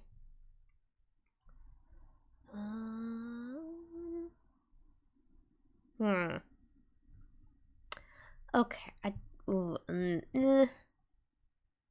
Hmm. I have telekinesis that I Hmm. can use to kind of exert control over a creature. However, I Hmm. don't think it kind of just moves them as opposed to stopping them. So it's like, hey, if I move, the spider will still see me. If it can still psychically have a connection with Victoria, that will still alert it. So, not the best choice. Okay, okay. I have to have something. Oh my gods. If I I will say, Victoria is currently pacing around the bottom of the floor. Um, so even if they were immediately alerted, she would still need a little bit to get over. You could see she was walking really slow. Yeah, but it's also a matter of like Mr. Grabby is very aware that even after he deals with this floor, he still has the attic to deal with. He still has to have enough time to hunt for what he needs and then get the heck out before anything goes wrong. Everybody's scared of the attic. Yeah, so he's trying to do this as much of a stealth mission as he can. Um, hmm. I've got to have something. I've got to have something. Thank you for being so patient while I just continuously look through the 20,000 things that I have. Psh, trust me, you were super patient with me, and I did not even have 20,000 things. I was just vibing. Okay. Hmm. Okay. Is it worth. I'm wondering if it's worth using Prestidigitation or Mage Hand or something to. Oh, wait. I have Minor Illusion. I can do footsteps. Okay. Gonna make the illusion of footsteps kind of running behind that spider and again into the bedroom. Um, so hopefully that will make it think that something's just run behind it, or at least kind of not even necessarily into the bedroom, but just something that has run behind it and then kind of vanished, so that hopefully the spider will turn around. Alright. My question is I need you to define what kind of footsteps. Are they animal footsteps? Are they person footsteps? Or are they Victoria footsteps? Hmm. Victoria footsteps probably won't really make a difference because if there's a psychic connection of any kind, that's not really going to be helpful. I think hmm I think considering the bears from downstairs and what they will have alerted, go with person footsteps. Because the good thing is, Mr. Grabby doesn't have feet, so he can't really do the whole footsteps thing himself, and hopefully this will throw them off his tail. If he can kind of just do quick, hurried, light footsteps, maybe kid footsteps, um, just running behind the spider. Alright, the spider cottons onto these footsteps and immediately turns, leaving its back to the doorway. And since the doorway is ajar, you can slip right through. Perfect. Do Okay. you go straight for the stairs? Absolutely. I'm trying to get out of there and away from Victoria as quickly as I can. Alright, final level, final level. In this part of the adventure. So you come up to the attic. Everybody is gonna see there's a second room. That's just for funsies. You are just floored at how much stuff there is in here. Please roll investigation. Just just to see where we're at. Okay, it's just like if this. I'm guessing this is where 90% of my junk got tossed, as well as like various family heirlooms, and that's a 12. So with a 12, you find a lot of your stuff and you're like kind of low key insulted that like they're not even smashed. Like this entire manor has been smashed, but she didn't even smash your stuff. She just like left it here. Um there's a fiddle that's all broken. There's like a rusted crown. When did you even ever wear that? Come on. Your clothes are now completely threadbare. Um but you don't find the safe yet. Okay, I think one thing I will say. am gonna pick up the crown, even if it was so cheesy and uncomfortable and he never wore it, and just it felt like too much. It's like there's still memories and family history attached to that. So he is gonna pick that up to keep. Otherwise, yeah, there's not really much you can do other than keep poking through all the piles of stuff. Roll again. Yep, cool. That's a 3. I see, even less than last time. Take 2 points of damage because something falls on your head. Clunk! Ow. Oh dear, did that make noise? Yeah. Not like that much, though. Okay. Mr. Grabby is suddenly very still and very silent for a bit, listening out to see if anyone else heard that noise. You'd need to roll perception in order to tell for sure. Okay. It's a 7. Come on. You don't hear anything. It's probably fine. It's probably fine. Okay. Yeah, I reckon he's going to be a little bit more methodical about this, because obviously this is just where everything got heaped up, and the safe used to get stored here anyway, so therefore things would have been dumped on top of it, so it's probably at the bottom maybe, but he's got to be careful so stuff doesn't fall down again. Is that going to make any difference? Would you like to have advantage on your investigation roll? Please, I need it, apparently. My dice rolls are horrendous for a lot of this. That's another 7. Thank you for the advantage. That's a 12. Okay, you're sifting through, and you can tell your method is sound. As you get further on, it becomes less just your stuff, the servant's stuff, everything that wasn't her stuff, and becomes more what you remember in the attic. I'm gonna say, regardless of what your next roll actually turns out to be, on the next roll you find it. It's just what happens is determined by your next investigation roll. Okay. He's absolutely going to get distracted at some point by memories of something. But no, he's here. Yeah. He's here to find the safe. He's here to find the documents. That's a 7. I'm gonna let you have advantage on this too, because you're still trying to be methodical. Yeah. Oh god, why did the dice hate me? That's a 10. I mean, the dice weren't nice to Tutu either. Yeah. Okay. We're just cursed today. So you finally find the stupid safe, and you rip it out, and several things go and you remember you were trying to be quiet. Now, let me ask you something very important. Do you remember the combination to the safe, or are you just carrying the safe with you? I think, considering the massive noise he makes, he's just carrying the entire safe with him. Alright, you, first of all, remember that the attic is, lit up.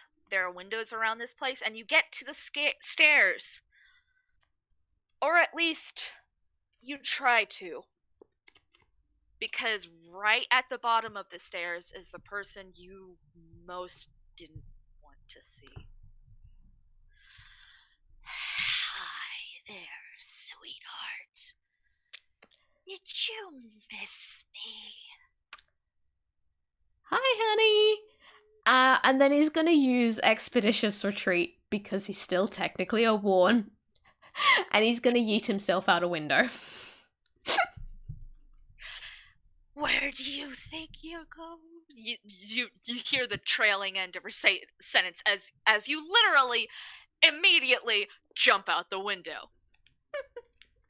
Okay, I have, from a technical standpoint, I would need to take some sort of fall damage, because I don't have fly, I don't have anything like that, but also, right. I'm a ghost, I'm kind of undead.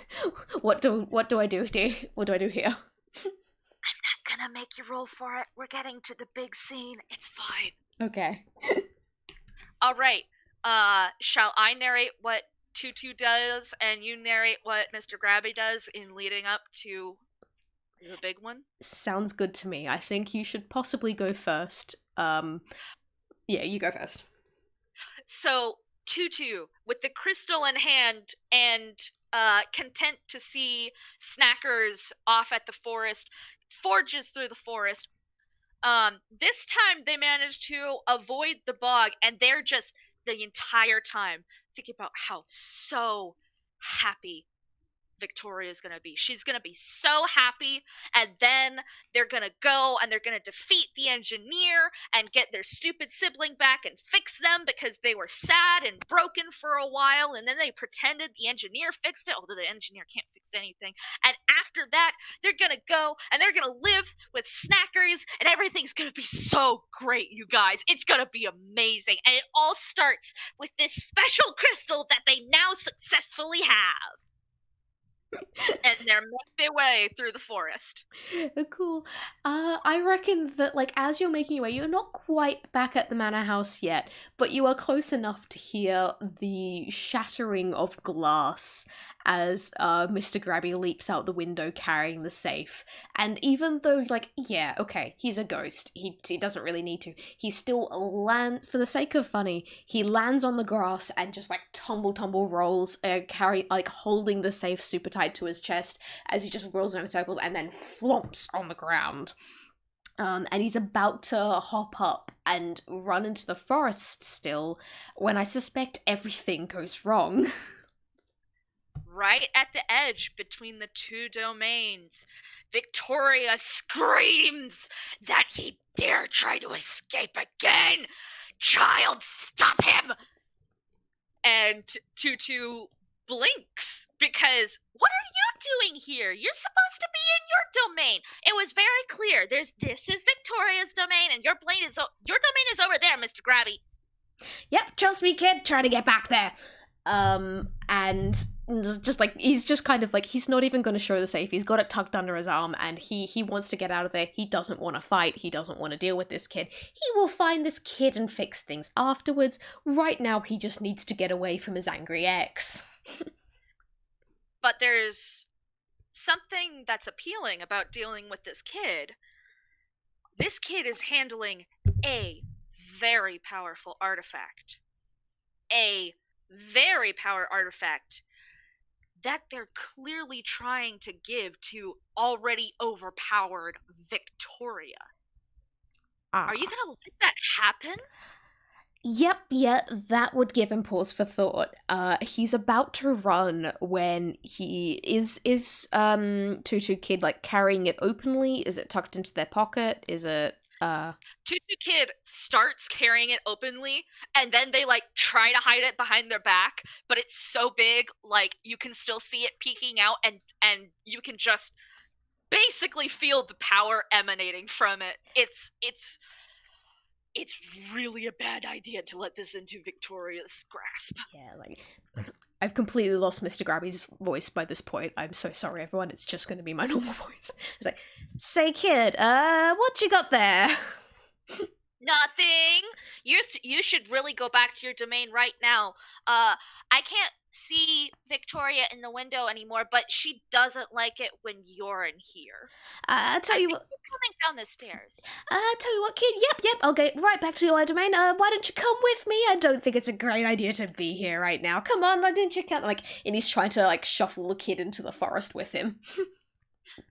Could you repeat that one more time? You clipped out quite a bit just for me. Sorry. Yeah, he's going like, yeah, well, I tell you what, kid, why don't you come with me? I'm just doing that, so, like, yeah, you can make sure that I'm going, and, he's trying to shuffle the kid, Tutu Kid, into the forest with him.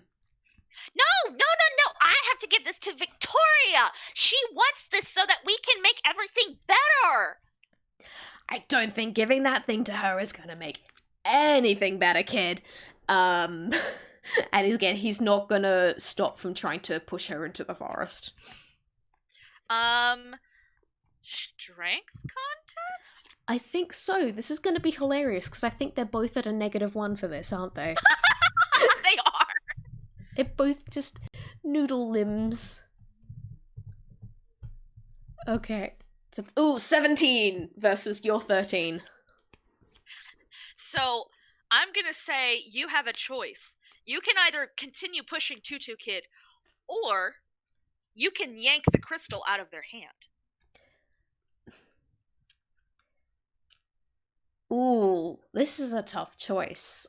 Because on one hand, like, just taking, like, part of the reason that he went into that house, that he has the safe tucked under his arm right now, is because he wanted the contract for himself. It's not that he just, like, he wants to make sure that, like, hey, this kid is his, because Victoria stuffed up. However, seeing that, oh wait, you got sent to get this and you survived? He knows that if he grabs that crystal, he can kind of just end things here and now, because he's been trying to send various people who he's stolen their souls off to get that crystal for years now, and none of them have made it back. So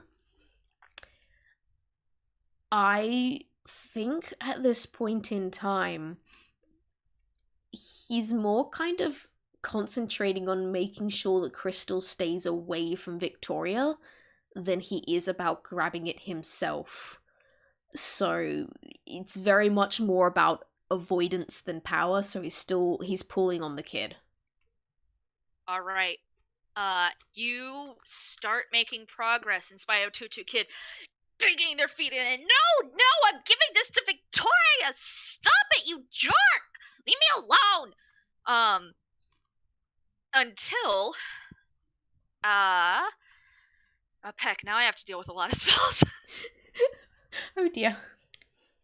Hang on just a second, I'm thinking. Not a problem. See, again, this is the problem with dealing with characters that are very high level that you're not already used to dealing with, so you haven't got, like, their spells and abilities and stuff memorized. Okay, Mr. Grabby, make an intelligence saving throw. Oh dear.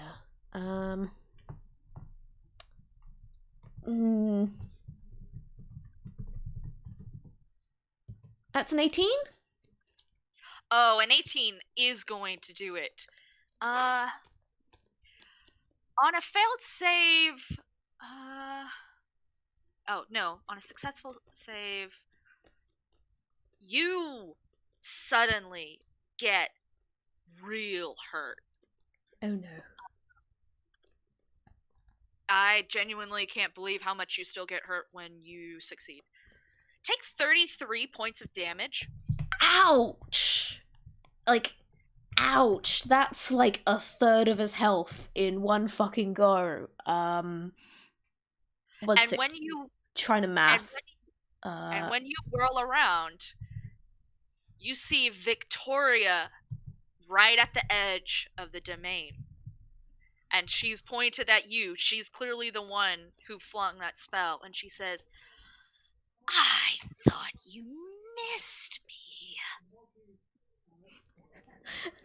How about I aim better this time? And yeah, okay, no. If she's gonna attack, then so is he. And he is going to cast... Oh wait, is this an area attack or... Actually, you know what? I'm just gonna start this off with something nice and big and fun. And he's gonna cast Firestorm, which is a storm made up of sheets of roaring flame appear in a location you choose within range. I will note, like, all the fire is blue as per Mr. Grabby / Snatcher's sort of motif. But yeah, each cube must have at least installment consists up to 10 10-foot cubes. Hey, he's only picking like a singular 10-foot cube, and that 10-foot cube is centered on Victoria. So yeah, each creature in the area must make a dexterity saving throw. Yeah, please roll. Okay, Victoria's dexterity is okay, but not great. 18. That made it. You managed to get out of the way just in time. However, you're still gonna take half damage from this. D. One moment. 7, 10. So you actually take 13 damage. 13 damage. Victoria basically shakes it off. I will also note the grass in the area is also on fire. So Victoria like shakes her head like, you shouldn't have done that, honey. And Tutu Kid is horrified. How could you do that? She's just helping me get off. And Tutu Kid is gonna make another strength roll. Yes, it's still -1, but okay. You know what? At this point, Mr. Grabby isn't really focused on her anymore, seeing as he just lost a third of his health in one hit. So I reckon that Tutu Kid gets free. Alright, Tutu Kid, unfortunately, is likely gonna get Mr. Grabby's attention right back because they start running for Victoria, like holding out the crystal, like, here, you can have it! Just stop being mean to each other! It's rude! And Victoria, well, let me first ask, does Mr. Grabby try to immediately stop this? I figure he does. Oh, absolutely. He's like, wait, no! He's like, yells out, like, wait, no, kid, don't! And is gonna try and stop it, but I don't think he's got anything, that would really help, to be quite honest. I suppose he's got hold person, but,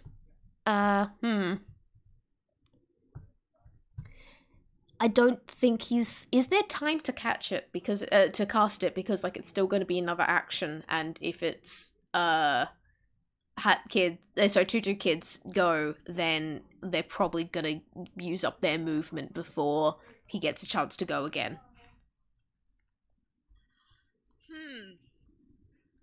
Seeing as we're basically an initiative.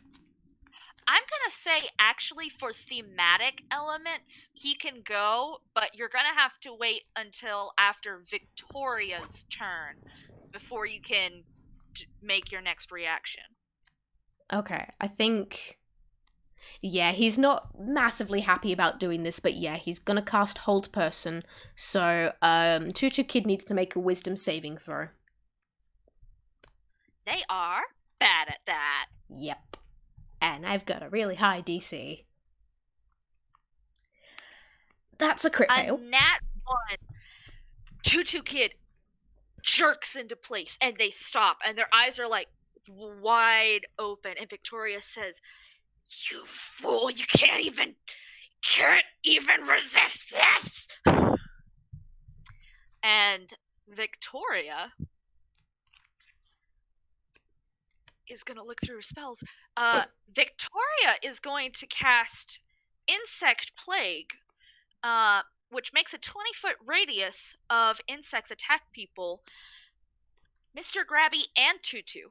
Make a Constitution saving throw. Yeah, because I'm great at them. Oh wait, I actually am. How? Why? Okay, that's a 24. And a 15. So Tutu Kid... So, Mr. Grabby, obviously, makes it. Tutu Kid fails.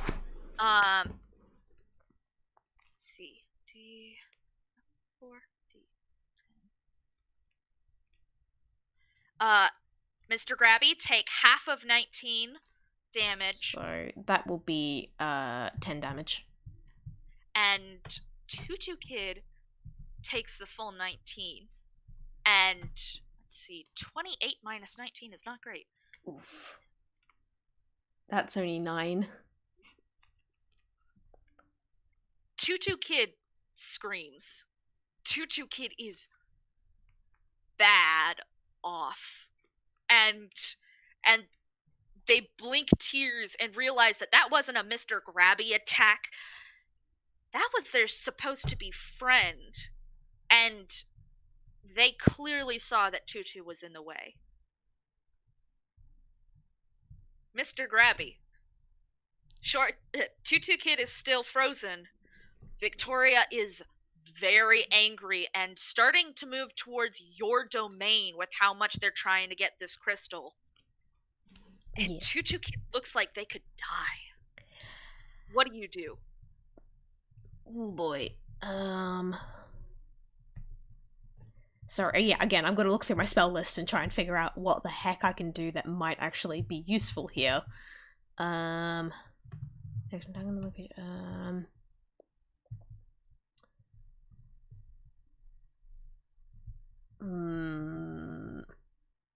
Okay, I think is going to use a fun little spell called Eye Bite. And Ooh. I'm going to need Victoria to make a wisdom saving throw.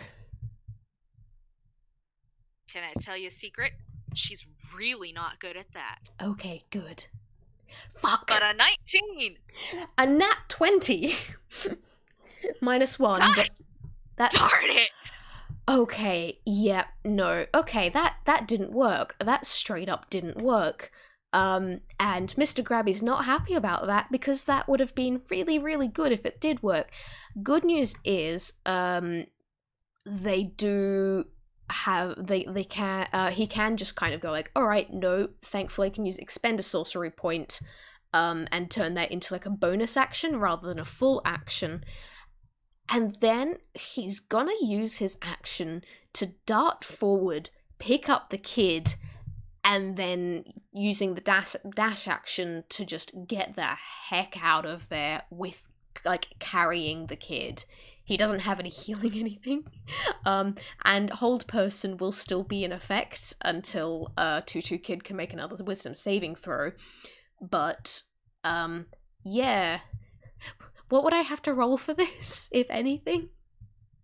I would say strength just to pick Tutu Kid up because they are frozen. Yeah, okay. Can I make it a strength saving throw?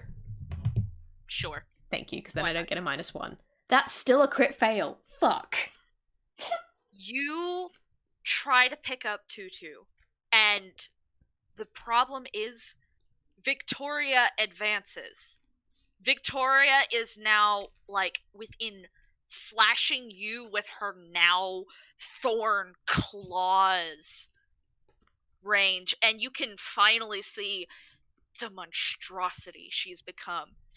She always had a penchant for vines. She always loved plants, but by golly, in abusing her love for anything, she has twisted everything around her.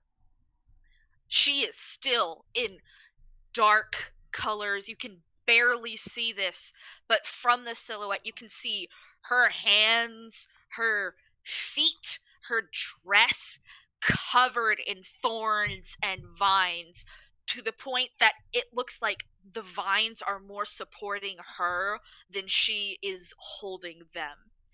Thorns are huge and terrifying, and her black hair just flows across in the sky.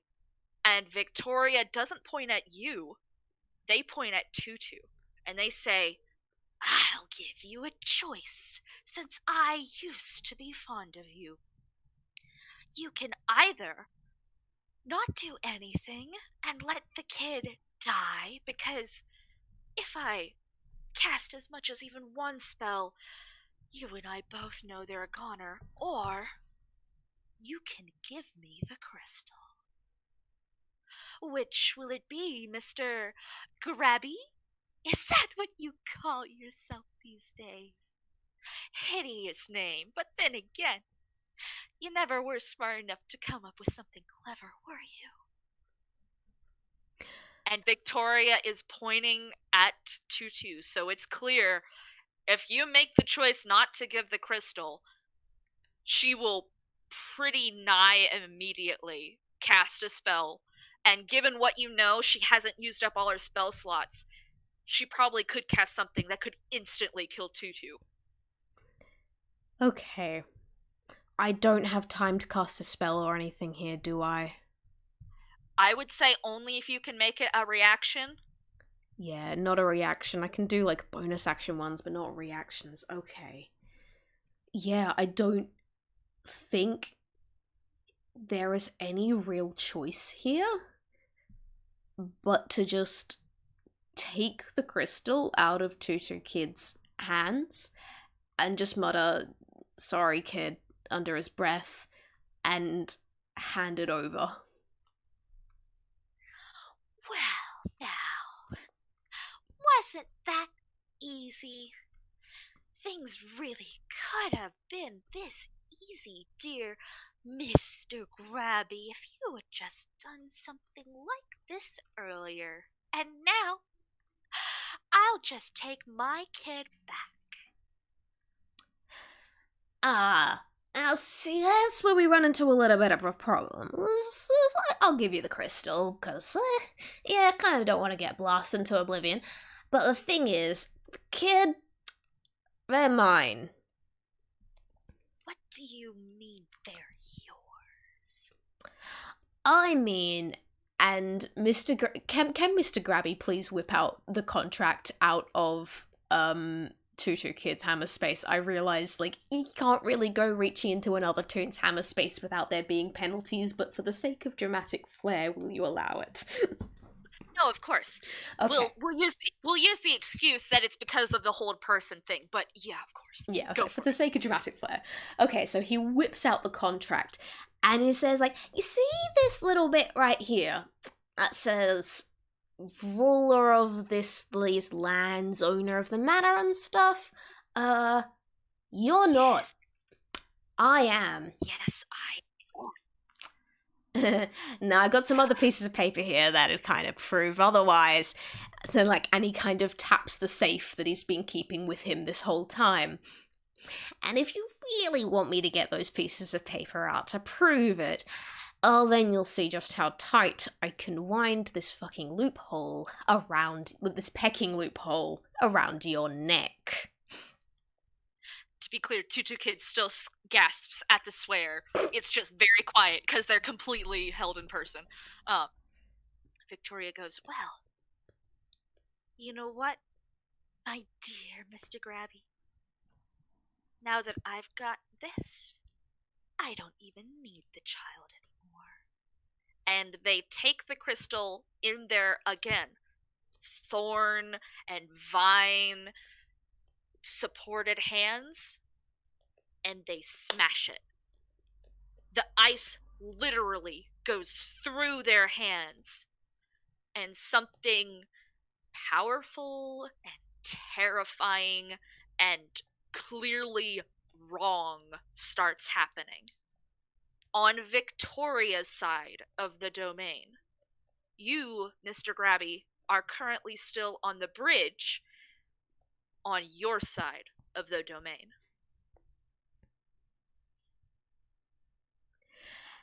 Question: do I have time? Like, can I say that was Victoria's action, and I get a spell now, please?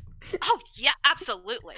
Okay, cool. I'm going to spend a couple of sorcery points and make you have disadvantage on the saving throw here. And I'm gonna just straight up cast Banishment. So may you please make a charisma saving throw with disadvantage. I'm just imagining this as I'm no doubt ice is spreading through everywhere, the vines like turning into crystalline, changing everything that is under Victoria's domain. Mr. Grabby's just like, right. Shoves out his hand to try and cast the spell, and please tell me you fail it, because this will be hilarious if you do. I gotta roll the second one. You know I do. You gotta. Okay. That's a 5 for everybody listening in who can't see the game zone. Okay. With that 5, Victoria, like, holding her, if you don't mind me taking over, Victoria holding her thorned and ice sharded hands up, like, cackling, reveling in this new power, just goes boop, and vanishes. Because I have just banished her to a harmless demi-plane. While there, the target is incapacitated, and you remain there until the spell ends, at which point the target reappears in the space it left. So, for the next minute, Victoria's just kind of been vanished into a nothing zone. Seems like a fitting place, although it won't last long. Nicely used. The way that you've contained Victoria's portion still seems to be holding up, but as you, I assume, leave. Oh, absolutely. Like, this time, like, Mr. Grabby again picks up the kid and just gets the hell out of there. As you leave, you see not great signs in the sigils and the wards that you've placed. Victoria has just gotten a lot more powerful, and you may have the rightful claim to the contract that she wrote very poorly, but at this point dealing with Victoria has become sort of a pride thing. It's gone to something that you're going to have to deal with, and you just gave her a lot more power that you're going to have to diffuse. Yeah, he knows that. He knows that this is gonna come back and bite him in the butt at a later point in time. He knows that this issue is probably more powerful than he can reasonably take on his own at this point. But right now, he's got, probably about 45 seconds left to, like, get himself and the kid deep into his forest, preferably somewhere where he's got, like, extra wards to keep everything and everyone safe, and keep her out of it just before she returns and wreaks revenge on the fact that, she just got poofed temporarily and he escaped. And I want to be clear, with the wards and the sigils that's keeping, like, her part of the forest contained, it's more like you're going to have to deal with this in the next couple of months, not like this is immediately going to shatter. Mm-hmm. But before, with the wards you had pretty much infinite time to deal with her, and now a clock has started ticking, even if it's a slow one. Mm-hmm. Yeah, he's aware of that. He's gonna try and deal with it sooner rather than later, but for now, it's just kind of... The hold person will have stopped by now because he can only keep up one spell at a time. So Tutu Kid is unparalyzed and underneath one of Mr. Grabby's arms. The safe is underneath the other, and they are just going deep into the Supro Forest at the moment. Does Tutu Kid want to do anything? You saved me.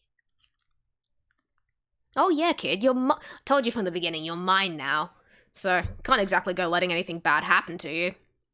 Yeah, but you saved me, and she was actually mean, and then she hurt you. I didn't want to think the first time she hurt you because she's nice, but she hit you before you hit her, didn't she? Doesn't matter now, kid. Yeah, but she hit you and then you saved me. I don't think he really has a response to that. He kind of just, like, looks down at her for a moment, and, like, the yellow-orange glow in his eyes kind of dims for a moment, becomes a bit softer as he looks down. But his face is expressionless. And then he just looks up and keeps running, because it's dangerous here, and it's time to just get out. He can't really focus on anything other than get away from the thing that has been terrifying him for decades at this point, knowing that it has just become about 20 times more terrifying. Tutu Kid sniffs and then says, "So I have to do your laundry now?" Yeah, call it payment for saving your life. But laundry's gross. You didn't, like, make it muddy like my tutu, did you? You didn't trip and fall in your forest, did you? Mr. Grabby kind of, like, pulls his spare hat, because, like, he's got abundance of hats in his hammer space, and, like, it's tiniest bit grubby, as in, like, there's a single piece of dirt just like on the rim, and that's it. And he kind of shoves it into Tutu Kid's face before realizing that probably them getting their hands on that hat has probably just made it more muddy.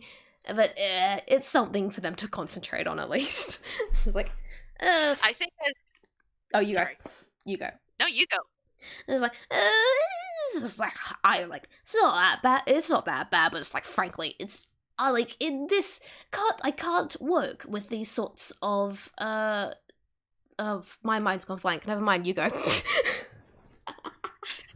Well, I think as the camera zooms out, you hear Tutu saying, "Well, can I wash my tutu while I'm also washing your hats, please?"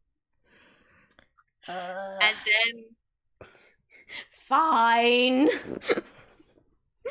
and with that, we hear as the Looney Tune circle closes in on these two. Now, thankfully safe, although not necessarily not the worse for wear.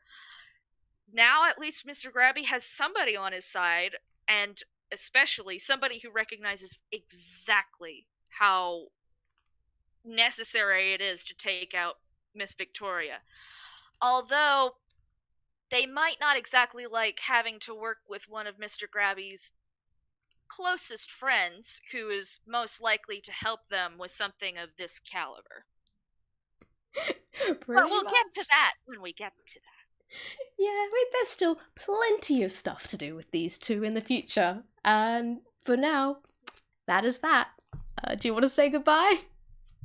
Bye! Thank y'all for watching! Bye!